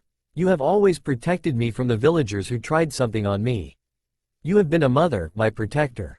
The battle against the villagers is one I couldn't win, but you were strong for me when I couldn't do anything, Naruto said, with a small smile. I don't know what it feels like, but you lost someone who became your friend when you were still at the academy. You lost a part of you. I can't replace that. Being there for you as you have been for me is what I can do. Our bond only grows stronger when we rely on each. How far her child has grown. Kushina wished Minato was here. But that was just a wish. This was the reality. It was just the two of them. Regardless, the day you feel like crying, no matter how old you're, come to me. As your mother, I will comfort you, Kushina said in a motherly tone. Naruto nodded with a warm smile that was only reserved for his mother. I will remember that, he said. If you keep like this, you will make a girl happy one day, Kushina said, smiling as she did. I wish you were like this with Ino-chan as well. Naruto suppressed the urge to frown. He didn't think about girls. Showing a bit of his warmer side to Ino was something he wasn't willing to do. He wasn't an emotionless zombie. He just felt only his mother deserved his kindness. Then again, Ino has been always there. Even now at the academy. That was the thought that wanted him to frown. If his reasoning was that only his mother deserved his warmer smile, then at least Ino deserved something as well. He may have been the one to be bailing her out on a regular basis, but then in her own way, she was always been supportive. Though he may never admit it to her, she was one of those people who helped him keep his faith and hope in humans being capable doing what was right, being able to change and do things without expecting something in return. She forces me into talking more often than I like, Naruto said of Ino. Kushina actually smiled at this. That is more like Ino, she said. I might even encourage her to drag you out for something to eat like she did last time. You wouldn't do that, would you? Ino is a smart girl, but when it was just the two of us eating, I regretted agreeing to go with her in the first place. I don't want to go through that hell again. Kushina merely chuckled and waved off her son. At least she can force you to do what you don't want. Regardless, it's good for you and I am really happy that you can hang out with someone your age and just talk about random stuff. I am really happy. Naruto had to contain himself from frowning. He just nodded with a smile, a small smile. To keep himself from being a two-faced hypocrite, he had to try. He'd told Tamari about working around their issue. Try to get used to it. They were still young and would eventually grow familiar with each other. Damn his mouth. He had to once again apply those words. A few nights later. To think that things would come to this. Itachi shook his head. It had to be done, he told himself. He had listened well to Naruto's thoughts. The blonde was willing to do anything to protect that which he loved the most, anything. He had told himself that there was nothing wrong with it. Naruto had spoken with conviction and Itachi had no doubt the blonde would follow up to that conviction. He also knew that Naruto would understand his situation. For this reason, Itachi stood atop of Naruto's house in the middle of the night with the blonde beside him. "So nothing has solved the matter," Naruto said, in a seated position, his legs folded, head cocked to the side, not looking at anything in particular, but at the empty space ahead of him. Itachi shook his head. "My mission to Kiri was to prove whether it was indeed true that the Yondaime Mizukage was being manipulated by the Sharingan. That proved to be true, and it was the masked man doing it." The Uchiha paused for a moment, studying the blonde, who was now looking at him with an expressionless mask. "I see," was all Naruto said. The revelation did no good with the elders. They believed that the Uchiha were behind it, and in turn my clan decided to push the coup d'état ahead of schedule. "My father would have ultimately used you, technically the Kyuubi, to gain more power in his fight," Itachi said. "Danzo ordered me to rid of the clan before they initiate their plan. If the coup d'état were to occur, with the Kyuubi likely to be released, it would further make me miserable and likely put my mother in danger," Naruto said. "I assume the Sandaime isn't aware of this." Itachi shook his head. "He still believes they can talk things out," he said. He then walked up to Naruto, kneeled before the blonde, his expression a number of emotions. "I can't kill Sasuke. I can't do it. Please Naruto, watch over him for me. I know this will deal a major blow on his mind. I need you to take care of him." Itachi was pleading, almost begging. The request did nothing but cause Naruto to frown. "I guess I owe you that much. But if he becomes a problem to my mother, I will deal with him painfully. If he does anything that will risk her safety, I will kill him with my own hands." Itachi just nodded. That was the best he could get out of Naruto. But just to be safe, he would speak to the Sandaime after the mission. "Why kill everyone though? Danzo believes it is necessary, or else they will revolt at a later stage." Naruto frowned. "Itachi, your objective is to stop a coup d'état from occurring. There are innocent families and children who know nothing about the coup. Are you going to kill them too? If yes, better just warn me when the coup will occur so I can leave this village with my mother so we don't get caught up." Itachi didn't let his emotions show. "If I don't do it, Danzo will. I would rather they die honorably by my blade." Naruto stood up. "If you kill everyone, Sasuke will lose it. He will become something uncontrollable and I will kill him before the year ends. You know how gullible he is. My mother will be affected by Makoto's death as well. She can't afford to lose a true friend." He turned away from the Uchiha. "My mother will be left broken. Should that happen, I will kill Sasuke and hunt you for the rest of your life. I don't particularly care for them, but Itachi, think about what you're doing carefully. You care for Konoha and Sasuke. Killing everything will lead to Sasuke's death. You know I will kill him if my mother is wounded. I imagine for you to avoid that, you'd have to kill me as well. But my death will mean the release of the Kyuubi. Ultimately that will see Konoha seeing another rampage." Itachi narrowed his eyes. "What are you saying? I understand that you want to protect Konoha. Killing only those who can harm Konoha is the best choice for Konoha, Sasuke and me. Look at it, you avoid a coup d'état, and your mother gets to rebuild the clan anew, while being there for Sasuke to ensure that he doesn't fall into the wrong path. I'm sure you can save your people from Danzo. If you don't want that, we have a problem because I must also protect what I love. Your options are simple. Kill only those who are threatening Konoha, and we will get along. Kill everyone else, and leave Sasuke, which in turn will hurt my mother. In response, I will hurt you by killing Sasuke and hunt you down. To avoid that happening, you'd have to kill me as well. However, I will not stand for that to happen. I will even go as far as to let the Kyuubi out to protect myself. Your mother will still be in danger if you do that," Itachi pointed out. Naruto shook his head. "My mother can restrain the Kyuubi. In its current form, it wouldn't be difficult. Mind you, she once was a former host, and she is a seal master. Her clan developed Biju sealing techniques." Itachi frowned knowing that Naruto was right. "The choice is yours, Itachi." That said, Naruto started to walk away. "Even with my mother alive, will you look after Sasuke? Take him as your brother?" Itachi called out, considering his options. Not for a second did he doubt Naruto's words. The blonde was willing to do anything possible and impossible to protect what he loved the most. He was willing to do that as well. So he could understand. "With your mother alive, my mother will not suffer. I can manage your foolish brother. I owe it to you at least for everything you've done for me. The world was a funny place.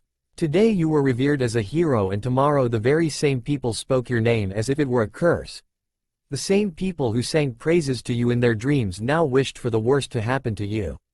Naruto was almost amused by the situation in Konoha. The beloved Uchiha Itachi, a prodigy, the light of the famed clan, which had become an object of resentment from the hating minds of Konoha's villagers, had become one of the villagers traitorous. Or so their ignorance led them to call him. Uchiha Itachi was now being spoken in the same sentence as that amoral Orochimaru. When they sent curses to the snake, they sent some to Itachi. He had betrayed them and turned into a diabolical power-hungry monster who would slaughter his own clansmen. At least that is what Konoha believed. It was ironic that the so-called light turned out to the dark side, as the villagers now believed. Itachi was supposed to be the savior of the Uchiha. Hell, some were even tipping him for the mantle of Hokage once he grew old enough. Those dreams were crushed in just one night of bloodshed. The ridiculous thing that had amused Naruto was a reaction from Konoha's people to the tragedy that had fallen to the Uchiha clan. They cried for the Uchiha as if they had been on laughing terms with them. Uchiha Itachi was hated. They despised him for killing members of the Uchiha clan. They spoke so many curses about his name, and it had yet to be 24 hours after the killings took place.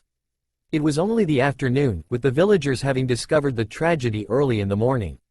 Naruto had heard many people saying so many things. It made him laugh. In the inside, of course. Stones would be thrown at him if he suddenly started to laugh at this situation. A number of the Uchiha clan members had been murdered in cold blood. There was nothing funny about that. Yes, there was indeed nothing funny about it. Naruto may not care, but it wasn't funny. It was sad really. Yet, he could not sympathize with them. The second the situation was highly amusing. It wasn't the killings themselves that were amusing. He had yet to lose himself, or pass the barrier of insanity to be laughing at the deaths of other people.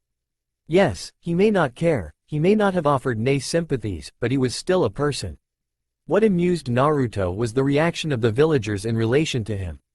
The ignorant fools suspected had the Uchiha clan for the Kyuubi rampage. They had gone as far as to show blatant distrust to the clan. They showed no love to it. It wasn't hidden to anyone. It was a reason that he could get along with the clan. Both were seen as reasons for the rampage by the Biju sealed within him. The villagers had cried for the Uchiha. They acted like they had cared all along. Yes, they demanded for Itachi to be hunted down for murdering members of their most powerful clan. They cursed his name while crying tears for the clan. Tears. Tears of sadness for crying out loud. Was it just him who found it amusing, after everything Konoha had put the clan through? It was like if he suddenly died and they started crying for him, not of happiness but of sadness that he had died. Sad that their beloved Uzumaki was dead. Ridiculous. It was beyond the realm of possibilities, yet something akin to it had occurred. Of course Naruto didn't delude himself to even think that they would cry for him if he died. Hell no. They would laugh and rejoice Monday to Friday. Hell, they would even honor the day he dies as the day of freedom. Yup, Naruto could really see that happening. Naruto shook his head, sitting inside the Sandame's office. Perhaps he was losing it.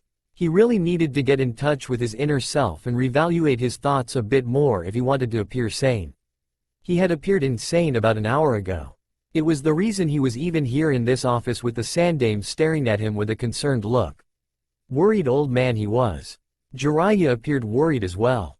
Naruto didn't get what they were so worried about. He saw nothing unnatural in his actions earlier. It had been perfectly normal for him to act as he did. Again, perhaps he was losing it. What had happened was that while the villagers cursed Itachi and consoled the remaining members of the Uchiha clan, they had taken their knives and glared at him. They blamed him. They freaking blamed him for Itachi's actions. They thought he was the one who had manipulated the Uchiha. He was a demon after all. He had corrupted their prodigy. He had done it. Uzumaki Naruto, a 7-year-old, had manipulated a Mangekyo Sharingan wielder, an Anbu captain. And they were dead serious about it. Itachi had been friends with him. They knew. Since they couldn't understand it, their logical conclusion was that the big old demon was manipulating the Uchiha. If not, his vile nature had driven him insane. Yes, that explained why he would suddenly do something so outrageous. Hell, there was even a rumor flying around that the vile demon had manipulated Itachi to do what he did as revenge to the clan for manipulating it 7 years ago. That was crazy. These people were not rational at all. What was Naruto's reaction when he was confronted with this? He had laughed. Not just any laughter. A full-blown laughter. He'd rolled on the ground clutching his stomach as he laughed. He had even let loose of a few tears as he laughed. It had been a disturbing sight, as he heard someone whisper. His laughter hadn't been a happy one though. No, it was a disturbing laughter that would make Orochimaru wipe off a tear on his left eye. Perhaps he really was losing it. But he couldn't help himself. Their stupidity, blatant ignorance and foolishness had just reached a new low. How wrong could they be? He was to blame for everything. Everything. Next up, the rain won't be coming and they were going to blame him for it. The fools. He was the one who talked Itachi out of killing everyone. If it hadn't been for him, there would be no clan to speak of. But he had done it once again. Uzumaki Naruto had saved the day, yet they still blamed him for the bad. At least something good came out of all these.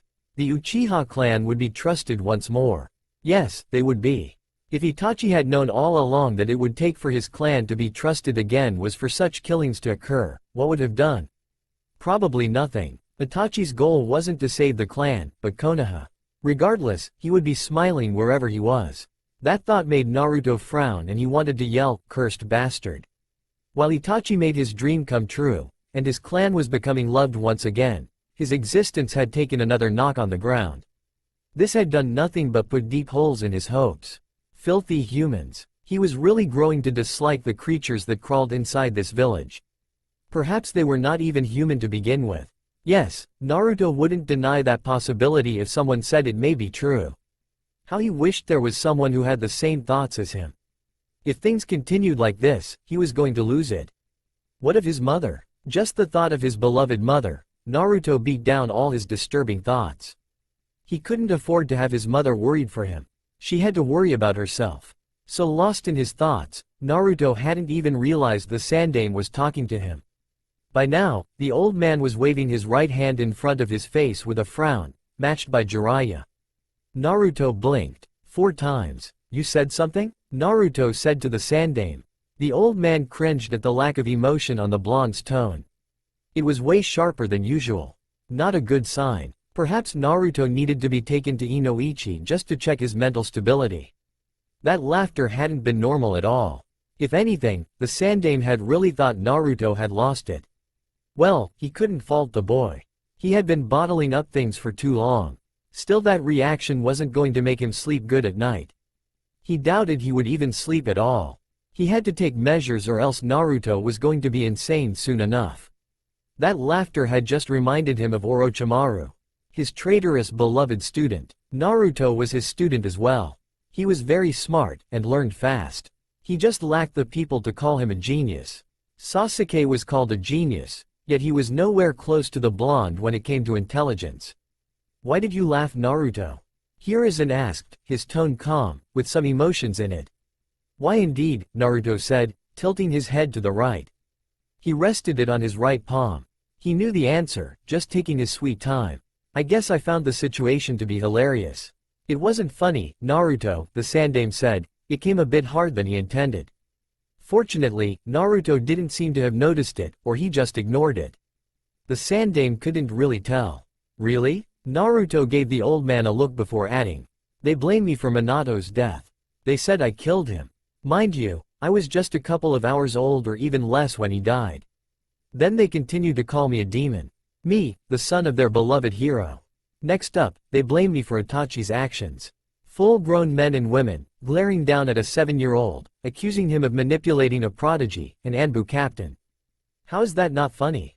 Jiraiya swallowed. Naruto was way too calm.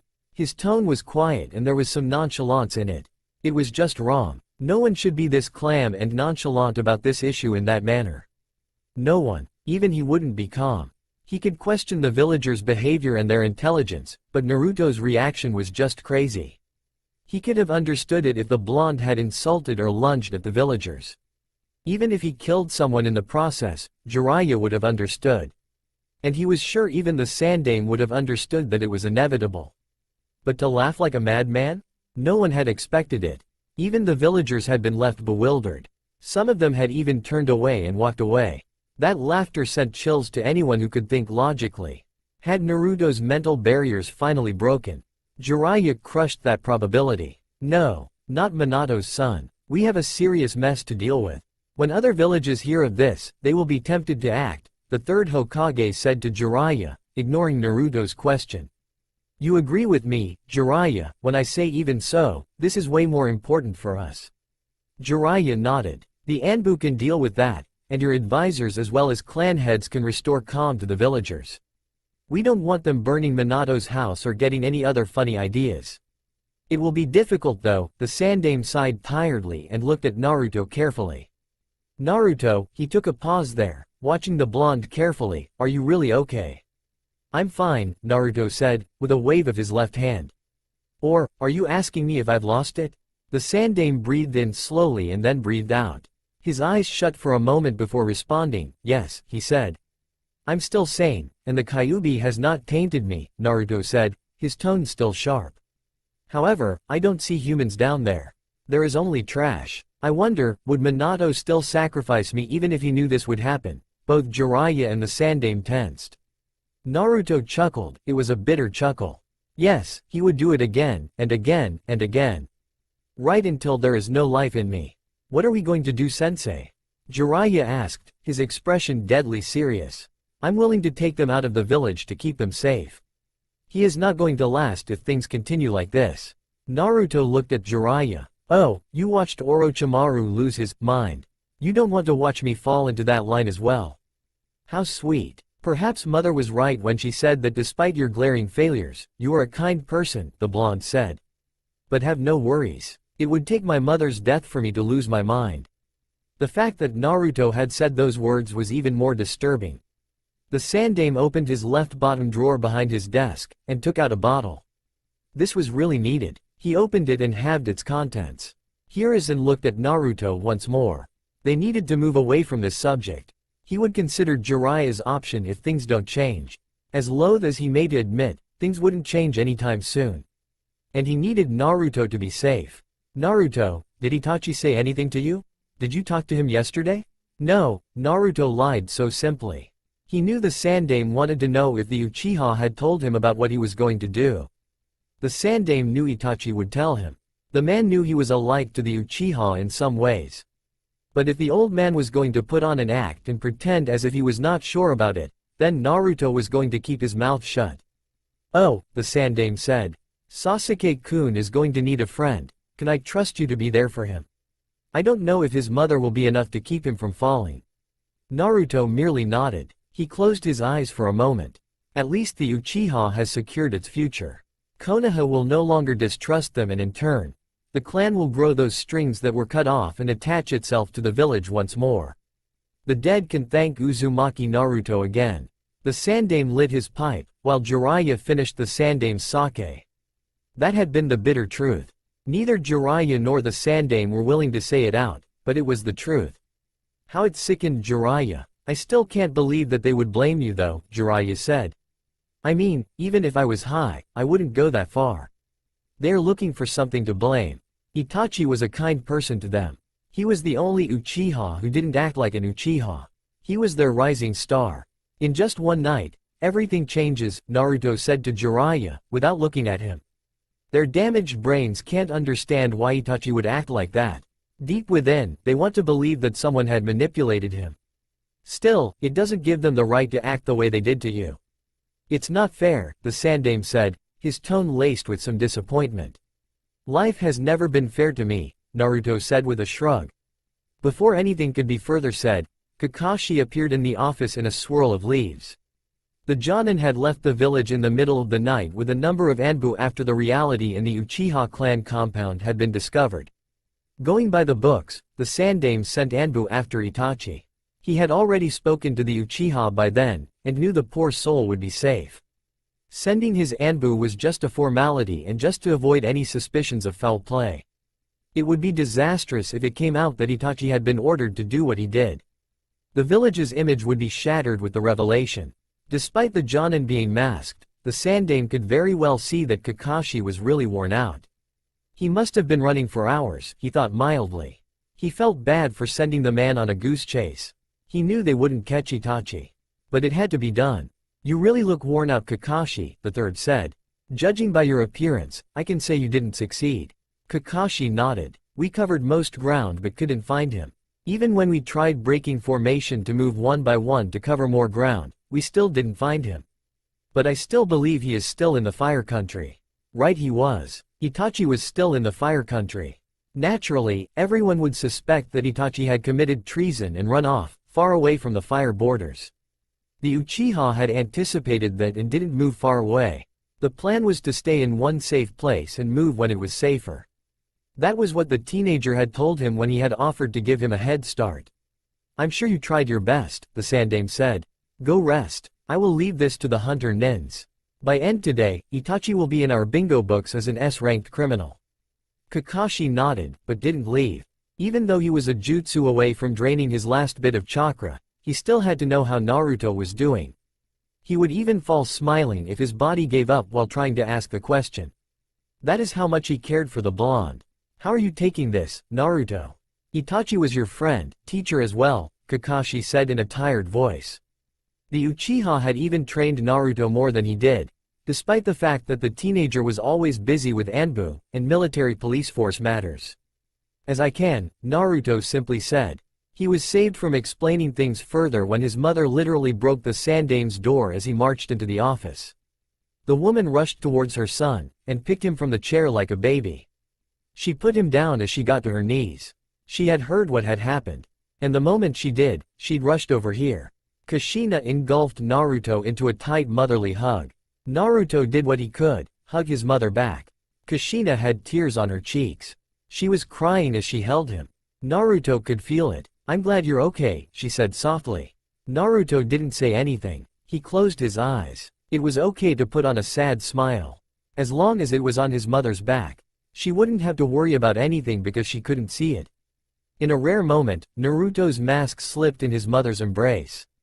I'm fine, mother, Naruto finally said, his tone quiet, yet lacking the usual emotion it carried when his mother was involved. Kakashi walked up to Jiraiya. Did I miss something? He whispered. Jiraiya nodded and explained what had happened. Kakashi was disturbed, angry even, livid if we're just throwing words. He was getting enough of the villagers' tendencies. Their actions sickened him. If they drive Naruto to insanity, Kami-sama could forgive him. He would end up following Itachi in the bingo book. Giving one last look to mother and son, Kakashi disappeared before his thoughts became a reality. Sleep would do it this time. After a couple of moments, Kushina let go off Naruto and stood up. She didn't let him away though. No, she still had her hands on his shoulders, keeping him in front of her. His heated glare fell on the third. Hiruzen, what are we going to do about this? Formalities be damned. My son can no longer take this crap. I cannot watch this continue to happen, Hiruzen. Kushina's tone was way sharper. Unlike her usual loud threatening self, it was calm, yet so sharp. It made the third tense as he chose his words carefully. The woman was on a brink. Saying anything that wouldn't make her happy would probably make her attack him or the villagers. In this stage, the Sandame thought Naruto would join as well. I know, Kushina, the third said, his expression showing his old age. Once Makoto-chan recovers from the hospital and make preparations for the memorial, you will go to Sanagakure for a week or two while I settle things here. If by then your return is not welcomed, you will leave the village with Jiraiya. I can cover you for 4 years at most. But by then, you will have to return. Kushina nodded. Let's go home, Naruto. She didn't say a word to Jiraiya or anything to the Sandame. Simply took her son and left. The Sandame leaned back to his chair. You get to make things right, Jiraiya. Do not waste this chance. I won't, sensei, Jiraiya said with a firm nod. This will be good for Naruto. Why did you say they will only leave with me if things haven't changed after they return from Sanagakure? You know there won't be any changes. While they are with you, they won't get the chance to visit Suna. They will have to stay hidden. Naruto is still Minato's son. Some people don't need proof to attack. A mere look and they will be convinced. This time I've set up, will allow Naruto and Kushina to further acquaint themselves with the Subaku family.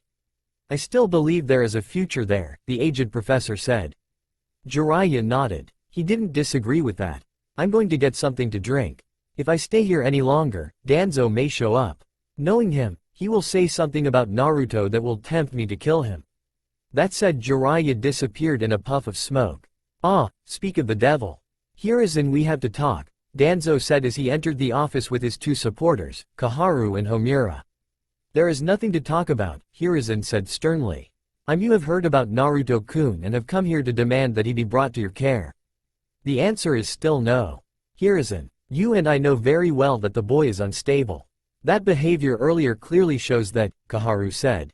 He needs to be trained to control his emotions. What if he had lost himself and released the Kyuubi? Do you want to see this village destroyed? The Sandaime ignored Koharu. Danzo, you have plotted behind my back for the last time. I've allowed you to do as you please for long enough. One more move, and I will have you executed for treason. I know both of you were on it as well.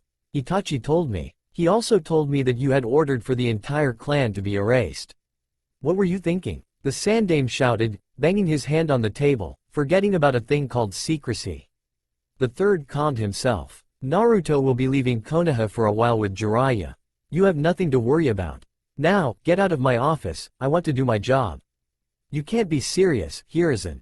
The boy needs Danzo. Koharu shouted. Koharu, you went behind my back when you ordered for the Uchiha massacre. Luckily, Itachi chose to kill those who knew of the coup. We still have a clan now. The Sharingan won't be extinct, the Sandaime said lowly. You're not Hokage. You have no power ordering my shinobi. If I ever hear you are doing it again, I will have you locked up in a cell for usurping my authority. I assure of that. Danzo, if you make a move towards Naruto, I will make you regret it. The Sandaime said. Anbu, escort my advisors out of the Hokage tower. They must never set foot until I say otherwise, and get me someone to fix my door. Konoha Hospital. Naruto wandered along the busy hospital with his mother steadily on his right hand. Both were heading towards Makoto's room. Not so surprisingly, the nurse didn't want to tell them where Makoto rested. His mother had turned on the menace to get what she wanted. Whilst his mother threatened to rip the woman apart, Naruto had simply watched it all with a look of nonchalance. After what had just happened today, he could care less if his mother killed someone. In the days of the past, he was willing to stop her from killing the foolish villagers, but now he wasn't going to do any of that. He hadn't stopped her back then because he cared. No, he just didn't like his mother dirtying her hands by killing filth. But now he could say he wasn't worried about that. If she killed one of them, it was a happy day for him. Konoha would have one more filth removed. He reasoned letting them die was a service to Konoha. These people were vile creatures. They polluted the village with a spirit of ignorance, hatred and foolishness. Their deaths would clean Konoha and make it a bit bearable for him and his mother. How could he complain over that? It is getting difficult to deal with them, huh? Kushina said to Naruto. She was also at her limit. She wasn't preaching the gospel at this time. Things needed to be reevaluated before she could preach again. At this stage, she was most concerned about Naruto's mental health above all things. Honestly, Kushina wasn't concerned about the state of the village. She was worried about her son and her friend. Above all things, Naruto stood. What would Minato do if he were here? Would things even be like this if he was alive? Perhaps not. Perhaps Naruto would still be hated while they hailed their Yondaime Hokage, their greatest hero. Kushina frowned at the thought. If only Minato had listened to her when she said it was better she resealed the Kyuubi inside of her. Naruto would have been living a normal life. She could be hated for all she cared, but as long as Naruto was able to live normally, she would have all reasons to smile. Now, she wasn't a matter. Her son was the menace to this village, or so the villagers believed. How it infuriated her. Still, she wasn't willing to give this village the middle finger. Mito had said the only way to conquer hatred was through love. She wasn't about to open her heart for this village to stab it all up. No, she believed as long as she continued to love her son and those close to her, she would rise above this hatred. They'd survived so far and were actually doing well. Naruto had been doing at the academy. He was finally adapting. He had learned to ignore the villagers while focusing on the positives of this life. And this had to happen to screw it all up. Yes, it is, Naruto said, in agreement with his mother. But we survived the first wave. We will continue to survive even this one. As long as we continue to have each other. Kushina smiled. nodding as they rounded up on a corner. It is puzzling how things can change overnight. Everything changes overnight. That horrible night you were excited about giving birth, but that turned out to be a nightmare. After birth, I had explosives tags all over me, and you had to go through the extraction of the Kyuubi, which nearly cost you your life, Naruto said quietly, a bit sad. It was okay to show emotions, he was in the presence of his mother. Regardless of all these things happening, as long as I have you, I will always look forward to tomorrow. Once more again, Kushina smiled warmly at her son. At least he was back to his usual self. That incident had really shaken her. But she was happy that Naruto was back at being Naruto again. No lasting damage was done. Naturally, if there had been damage she would have hunted down those who caused it and ripped their flesh apart with her chakra chains. As long as we have each other, Kushina muttered. But when you grow up into a handsome man, you're going to leave your poor mother alone and run away with a girl. Despite saying so, Kushina didn't see that happening. She wanted for it to happen. But Naruto was too clingy to leave her. Perhaps when he does grow things will change. It had to. For his own happiness. Why do you think I would leave you, mother? Besides, at this age, do you think I should be hearing about running off with some girl? I don't even get that kind of love, Naruto said, giving his mother a sided look. Kushina shrugged. Though I hate to admit it, you don't talk like a 7-year-old, Naruto. You're all grown up while trapped in a little body. But I'm not saying you must start reading those perverted books your teachers read. I swear if I find you reading those things. Naruto gulped, nodded all too quickly. He may not have had the thought to read to those books, but if his mother said not to, he was going to nod as if he had the plan to read them. The books he read were Fuinjutsu books and some elemental manipulation. He didn't have time for smut. I won't go that far, mother, Naruto said, as honestly as he could. I know you won't, Kushina said with a smile. He was all too focused on strengthening himself to be dragged into other things that could corrupt him. And he was too smart to be tricked into reading those books. Nothing further was said as the two finally made it to Makoto's room.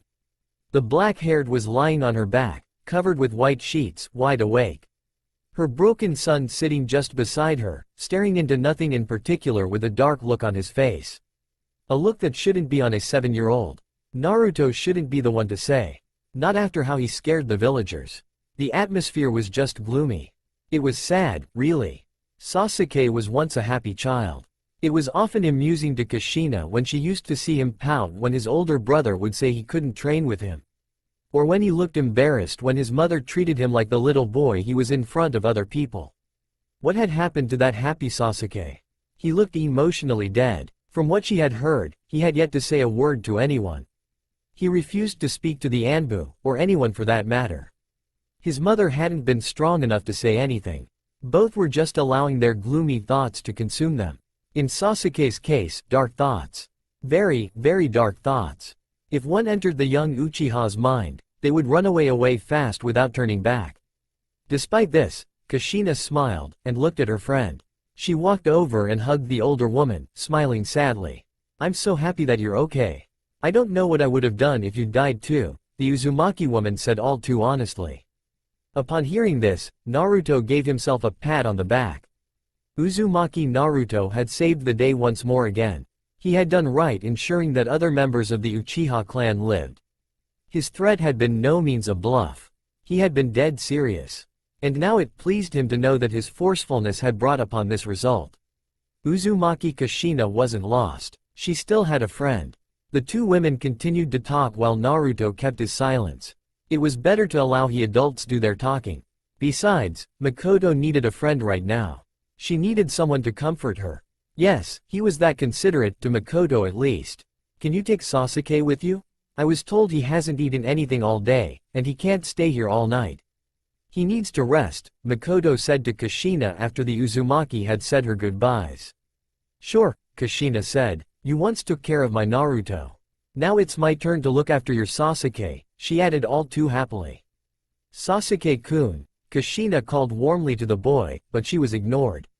Sasuke-kun? Sasuke? The Uchiha didn't respond. It didn't seem like he had even registered any of her words. He merely stayed frozen, staring into the empty space with a dark look.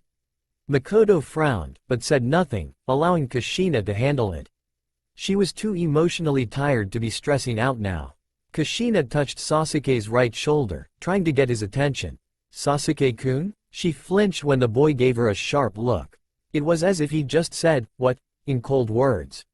"You need to test. Come with me." Naruto frowned. Any more of this and he would snap the Uchiha's fingers to get him to behave properly when his mother was talking to him. Before his mother could flinch again, Naruto walked over to the boy. He did a quick chop at the back of his head and the Uchiha fell down.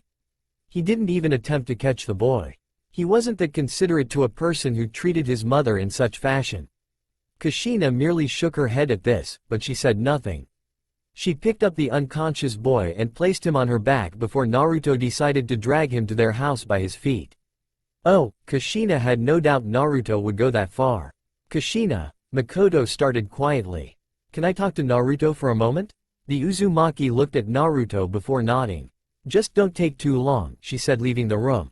"Come closer, Naruto," Makoto said. Naruto did as told, and the woman held out her left hand. Naruto took it with his right. "Thank you, Naruto." Naruto raised a curious brow at her thanks. He presumed Itachi told her the truth. But there was nothing to thank him for. He said what he said for his own selfish reason. "What did I do to be thanked?" Naruto still asked the question, despite his flow of thoughts. "You saved my life and my clan. Sasuke will still grow up with a mother because of you. I will forever be grateful.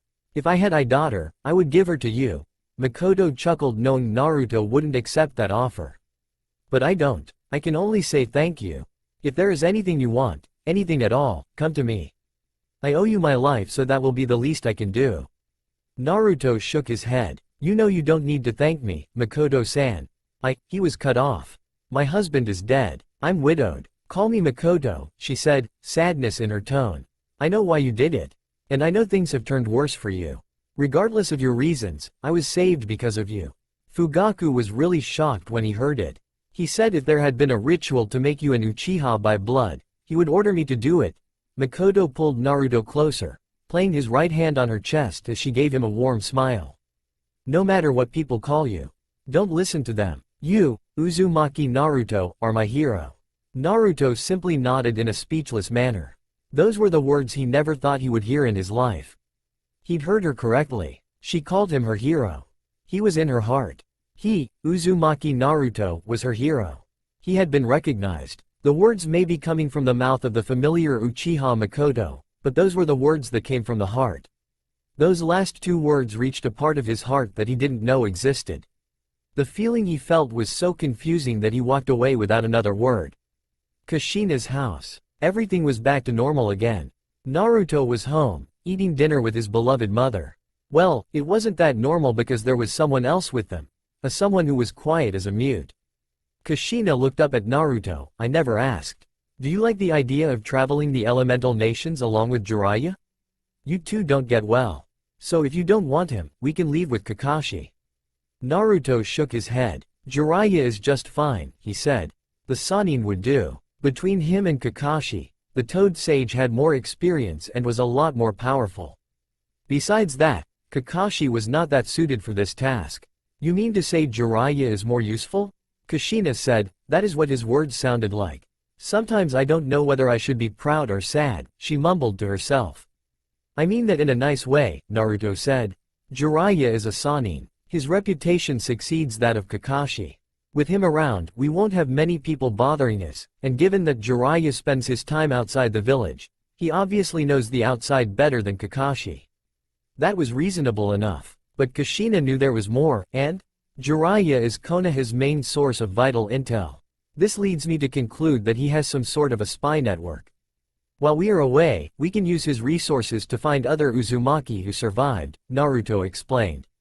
Kushina smiled. "I like that idea," she said happily. All that happiness died when her eyes turned to Sasuke. He had yet to touch his food. He was just staring at it. She frowned. This was going to be difficult to deal with. Kushina moved closer to Sasuke. "Sasuke-kun, eat up. If you don't eat up, you're just going to worry your mother." "Please eat your food," Kushina said, in a warm, motherly tone. Sasuke ignored her. "Sasuke-kun?" He ignored her again. "I know you're hurting, Sasuke. I understand, but you have to eat." Kushina tried to get his attention by placing her hand on his shoulder. but Sasuke batted it away, and snapped. You understand nothing. You don't get it. Don't pretend like you know what I'm feeling. He ushered a dark look at Kushina, his tone just chilling. And don't tell me what to do. You're not my mother. Naruto's look twisted and he got up from his chair. He grabbed Sasuke by the collar of his shirt, smiling at his mother warmly. Okawa-san, he said sweetly. Please let me worry about him. Just finish up. Oh, and whatever you hear, don't come. That said, Naruto, literally, dragged Sasuke towards the kitchen. You ungrateful little. He threw Sasuke at the kitchen unit. The Uchiha grunted as he hit the unit with his back. Naruto's right hand grabbed a frying pan, and bam! The thing hit Sasuke on his forehead, causing blood to leak out. We have been through worse than you, Uchiha. Naruto slammed his right foot on the Uchiha's chest, pressing him against the unit. Who do you think you're talking to? Look at me? Naruto pressed, earning a dark look from the Uchiha, but he just tossed it aside. The frying pan was still on his right hand. Talk to my mother like that again, and I will break your fingers, one by one. To demonstrate he was dead serious, he took Sasuke's left hand, bended one of the fingers with so much force that it nearly snapped. Grr! It was the third time Sasuke was letting out a pained sound. If you give her that look again, I will smack you with this thing again, Naruto said, glaring Uchiha. He let the boy go. Now, wipe that blood off your face and go apologize to my mother. I will be watching you. And eat your food or I will shove it down your throat. Naruto walked away, going back to the dining table. He settled down on his chair and continued as if nothing had happened. Do you think Tsunade will try to take the Senju possessions away from us if she does return to Konoha? Kushina gave Naruto a look, but before she could say anything, Sasuke crawled back to the dining table. I'm sorry, he merely said and sat down to eat his food, but not before sending Naruto a glare. Kushina just smiled. At least he was eating, she thought. She knew quite well Naruto hit the poor boy. Looking back at her son, Kushina responded to his question. Legally, once we claim it, Tsunade won't have any right. She has abandoned her village long ago. She has no say, Kushina said with a shrug. Naruto nodded. At least in the Senju compound we can have lots of space and I won't have to breathe the same air as the villagers, he said, a bit satisfied with that. Well, technically. I know, Naruto said. We will get lots of money as well. It is a pity we can't spend it as we like in this village, the blonde sighed. Well, I see what I can get in Sanagakuren as we travel. Kushina nodded. She smiled, I'm really looking forward to it. I don't know when was the last time I walked away from this village walls freely. It will be good to get some fresh air. Yeah, Naruto frowned when he looked at Sasuke. Itachi had asked him to look after him. He should have said no. The spoiled brat was going to give him problems. We may have to take him with us, he added. Kushina actually nodded in agreement. He will need the time away as well. If it clear his mind, he will have to get some fresh air, she said and looked at Naruto, unblinking. Please be nice, Naruto-kun. Sasuke is not like you. Naruto shrugged internally. At this stage, words won't do. Physical pain has to be inflicted for him to respond. Besides, do you think this world will wait for him to grow up? Sasuke only lost his father. Yet, he's acting like everything was taken away from him. Yup, they were talking as if the said Uchiha wasn't even in the room with them. Itachi was everything to him, Naruto. Sasuke adored his brother. After this, he has to be hurt, Kushina said. But Naruto wouldn't understand, so she didn't explain further. Seeing that the two had finished eating, Kushina spoke, go wash your hands, you two. I will do the dishes. Naruto, you know what to do. The blonde nodded, come on, he said to Sasuke. The raven-haired just followed him in a quiet mode. Once everything was done, Naruto said good night to his mother and had Sasuke follow him to his room. Everything was already prepared. Both took off what needed to be taken off and went under the red sheets. This night is going to be long, Naruto thought, seeing that Sasuke was staring at the ceiling with that dark look of his. Sleep, Sasuke. You still have tomorrow to think. At this rate, you're going to cripple your mind, and you'll be prone to more outbursts. Mind you, if those outbursts happen in front of my mother, I will break you. Naruto turned to the other side. And you know I can do it, right? It took a few moments, but Sasuke shut his eyes. When it came to his mother, Naruto didn't joke around. Even in his state, Sasuke was able to understand that. His earlier beating had been proof of it. The following day, Senju compound. With recent events, the academy had been closed. The Sandaime said it would be closed for at least 2 weeks. Naruto had no complaints. In fact, he couldn't have it any other way. If they suddenly decided that the academy wouldn't reopen until next year, he would gladly run around the village with a wide grin on his face, greeting everyone. Naturally, that was just wishful thinking. It would be a disaster for the academy to be closed for that long, and the Sandaime wouldn't make such a decision. The civilians and shinobi parents wouldn't like it either. Naruto could foresee a strike if such a decision was made. Everything was slow around the village. But within a week, things would calm a bit. The slowness didn't mean there wasn't a buzz of activity inside the walls of the village. The slowness was caused by the abundance of activities that needed to be fulfilled. Itachi had almost pleaded with him to look after Sasuke, and he was going to do that, in the best way he could. He didn't care if he had to break the Uchiha's legs in the process. Itachi didn't define how he should look after his little brother, and the older brother must know that between Sasuke and his mother, Naruto would always choose Uzumaki Kushina. Makoto was only released this morning, and as far as he knew, she was burdened with clan matters. Perhaps he should help her out. Surely there were going to be some paperwork needed to be filled, and the funeral arrangements for the slain clan members. The memorial service for everyone was to be held in 2 days. It was an event that will surely have Konoha in full attendance.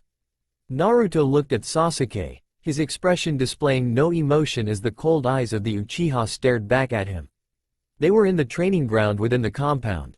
He decided that since Sasuke wanted to release some pent-up stress, it was best to hit the training ground. He wasn't that much interested in dealing with the emotional problems with the boy. He just wanted him to loosen up so that he wasn't a bother to both their mothers. Makoto told him something no one has ever told him. She told him he was her hero. Her savior. In Naruto's book, the woman deserved some sort of special treatment, and that meant looking out for her. Don't use ninjutsu, Naruto said, laying out the instructions. You can use kunai or shuriken, but no fireball. Do you understand those simple words, Sasuke? That was the response Naruto received from the young Uchiha. So tempting. Naruto was tempted to walk up to the Uchiha and smack him around. Wasn't a response. He wanted a clear answer, not a mere grunt. He held himself though. Physical punishment had its own limits. There would be a time a beating wouldn't suffice. So it was best to give the beatings in a situation that was dire. Naruto wasn't allowed to continue with his thoughts as Sasuke darted towards him in fury. The blonde frowned. Sasuke wasn't thinking straight. He was just charging head-on, and he didn't doubt the Uchiha would mistakenly kill someone if he fought someone weaker in this state of mind. As Sasuke threw punches at him, Naruto just dodged them, moving back slightly. When the Uchiha turned to kicks, he blocked them, keeping his gaze firmly into the eyes of the raven-haired. With each dodge and block, Sasuke was growing frustrated. This was evidenced by the look on his face, and his strikes were becoming ferocious, vicious by the second. Around this time, Ino made an appearance, but she didn't say anything. She just settled at the back of the house, watching the two fight, her eyes firmly on Sasuke, even though she'd come here for Naruto. Worried about him, Sasuke threw a high-footed kick with his left foot, aimed at Naruto's shoulder. The kick was caught by Naruto's right hand. Moving shiftily, Naruto grabbed Sasuke by the throat and slammed him down the ground. His hands wanted to beat up the Uchiha. His feet wanted to crush him. But it was not worth it. Not when it would only serve to antagonize the Uchiha further. He really didn't want to deal with an Uchiha who was out to get him, and he certainly didn't want to make Sasuke an enemy. Your movements are sluggish, and you are leaving gaps in your attacks. You can't hit anyone when charging without thinking, Naruto said before hitting the Uchiha on the forehead, lightly. Your mind is clouded. If you want to train with me, clear your mind and don't leave your intentions so clear that even a blind man can see. Now go home, your mother is waiting for you. Not a word left Sasuke's mouth as he shot up. Looked as if he was considering hitting Naruto from behind, but he shrugged his shoulders and walked away. Ino smiled nervously as the Uchiha neared her. Hello, Sasuke-kun? How are you? Sasuke just walked past by her, not even bothering to look at her. As far as it seemed, the Uchiha didn't look like he had heard her. But Ino knew better. Sasuke had heard her. He just ignored her. She frowned. Welcome to the party, Naruto said, walking past the blonde. Ino followed him without saying a word. She was too engrossed in her thoughts to think of a reply. Her body just moved automatically. Ino became aware when Naruto closed the front door of his new house. He walked towards 2 trees that were in front of the house and climbed up. Ino couldn't, so she sat down, her back pressed against the tree's trunk. Sasuke's become cold, Ino said sadly. I don't blame him though. He is going through a lot. It doesn't give him the right to ignore people though, Naruto said. His eyes looked down at the blonde. His treatment of you hasn't changed. Whether happy or cold, he still ignores you. That must sting. Ino frowned. It did sting. Naruto didn't care, just stating what he thought. He didn't understand what she felt for Sasuke. She didn't even think he knew where it stung. Shaking her head, Ino pressed down her thoughts to focus on the matter that brought her here. I overheard my father telling my mother about your episode. They said you lost your mind for a minute and that it was so serious the Sandaime considered taking you for a psychological evaluation, Ino said, her tone revealing her worries. So you came on to check if it was true that I lost my mind or not? Naruto asked. Yes, Ino didn't deny it, but I also came because I was worried about you. The Naruto I knew would have just walked away. You always have control over your emotions. So, when I heard that you were rolling on the ground in laughter, I thought perhaps you'd snapped. I'm fine, Naruto stressed the words. I merely laughed because I thought it was funny. No, he corrected himself with a shake of his head, it was funny and I couldn't help myself. It wasn't funny, Naruto. Ino nearly shouted. She calmed herself and repeated her words in a subdued tone. It wasn't funny. From where I was standing, it was amusing, Naruto said with a shrug of his shoulders. Perhaps I do have a twisted sense of humor. No you don't, Ino said, her tone hard. You hardly laugh at anything. I would have cried in that situation, not laugh. I don't think anyone in their right mind would laugh in that situation. So are you saying that I wasn't right in the head when I laughed? Are you suggesting that I momentarily lost my sanity? Kushina.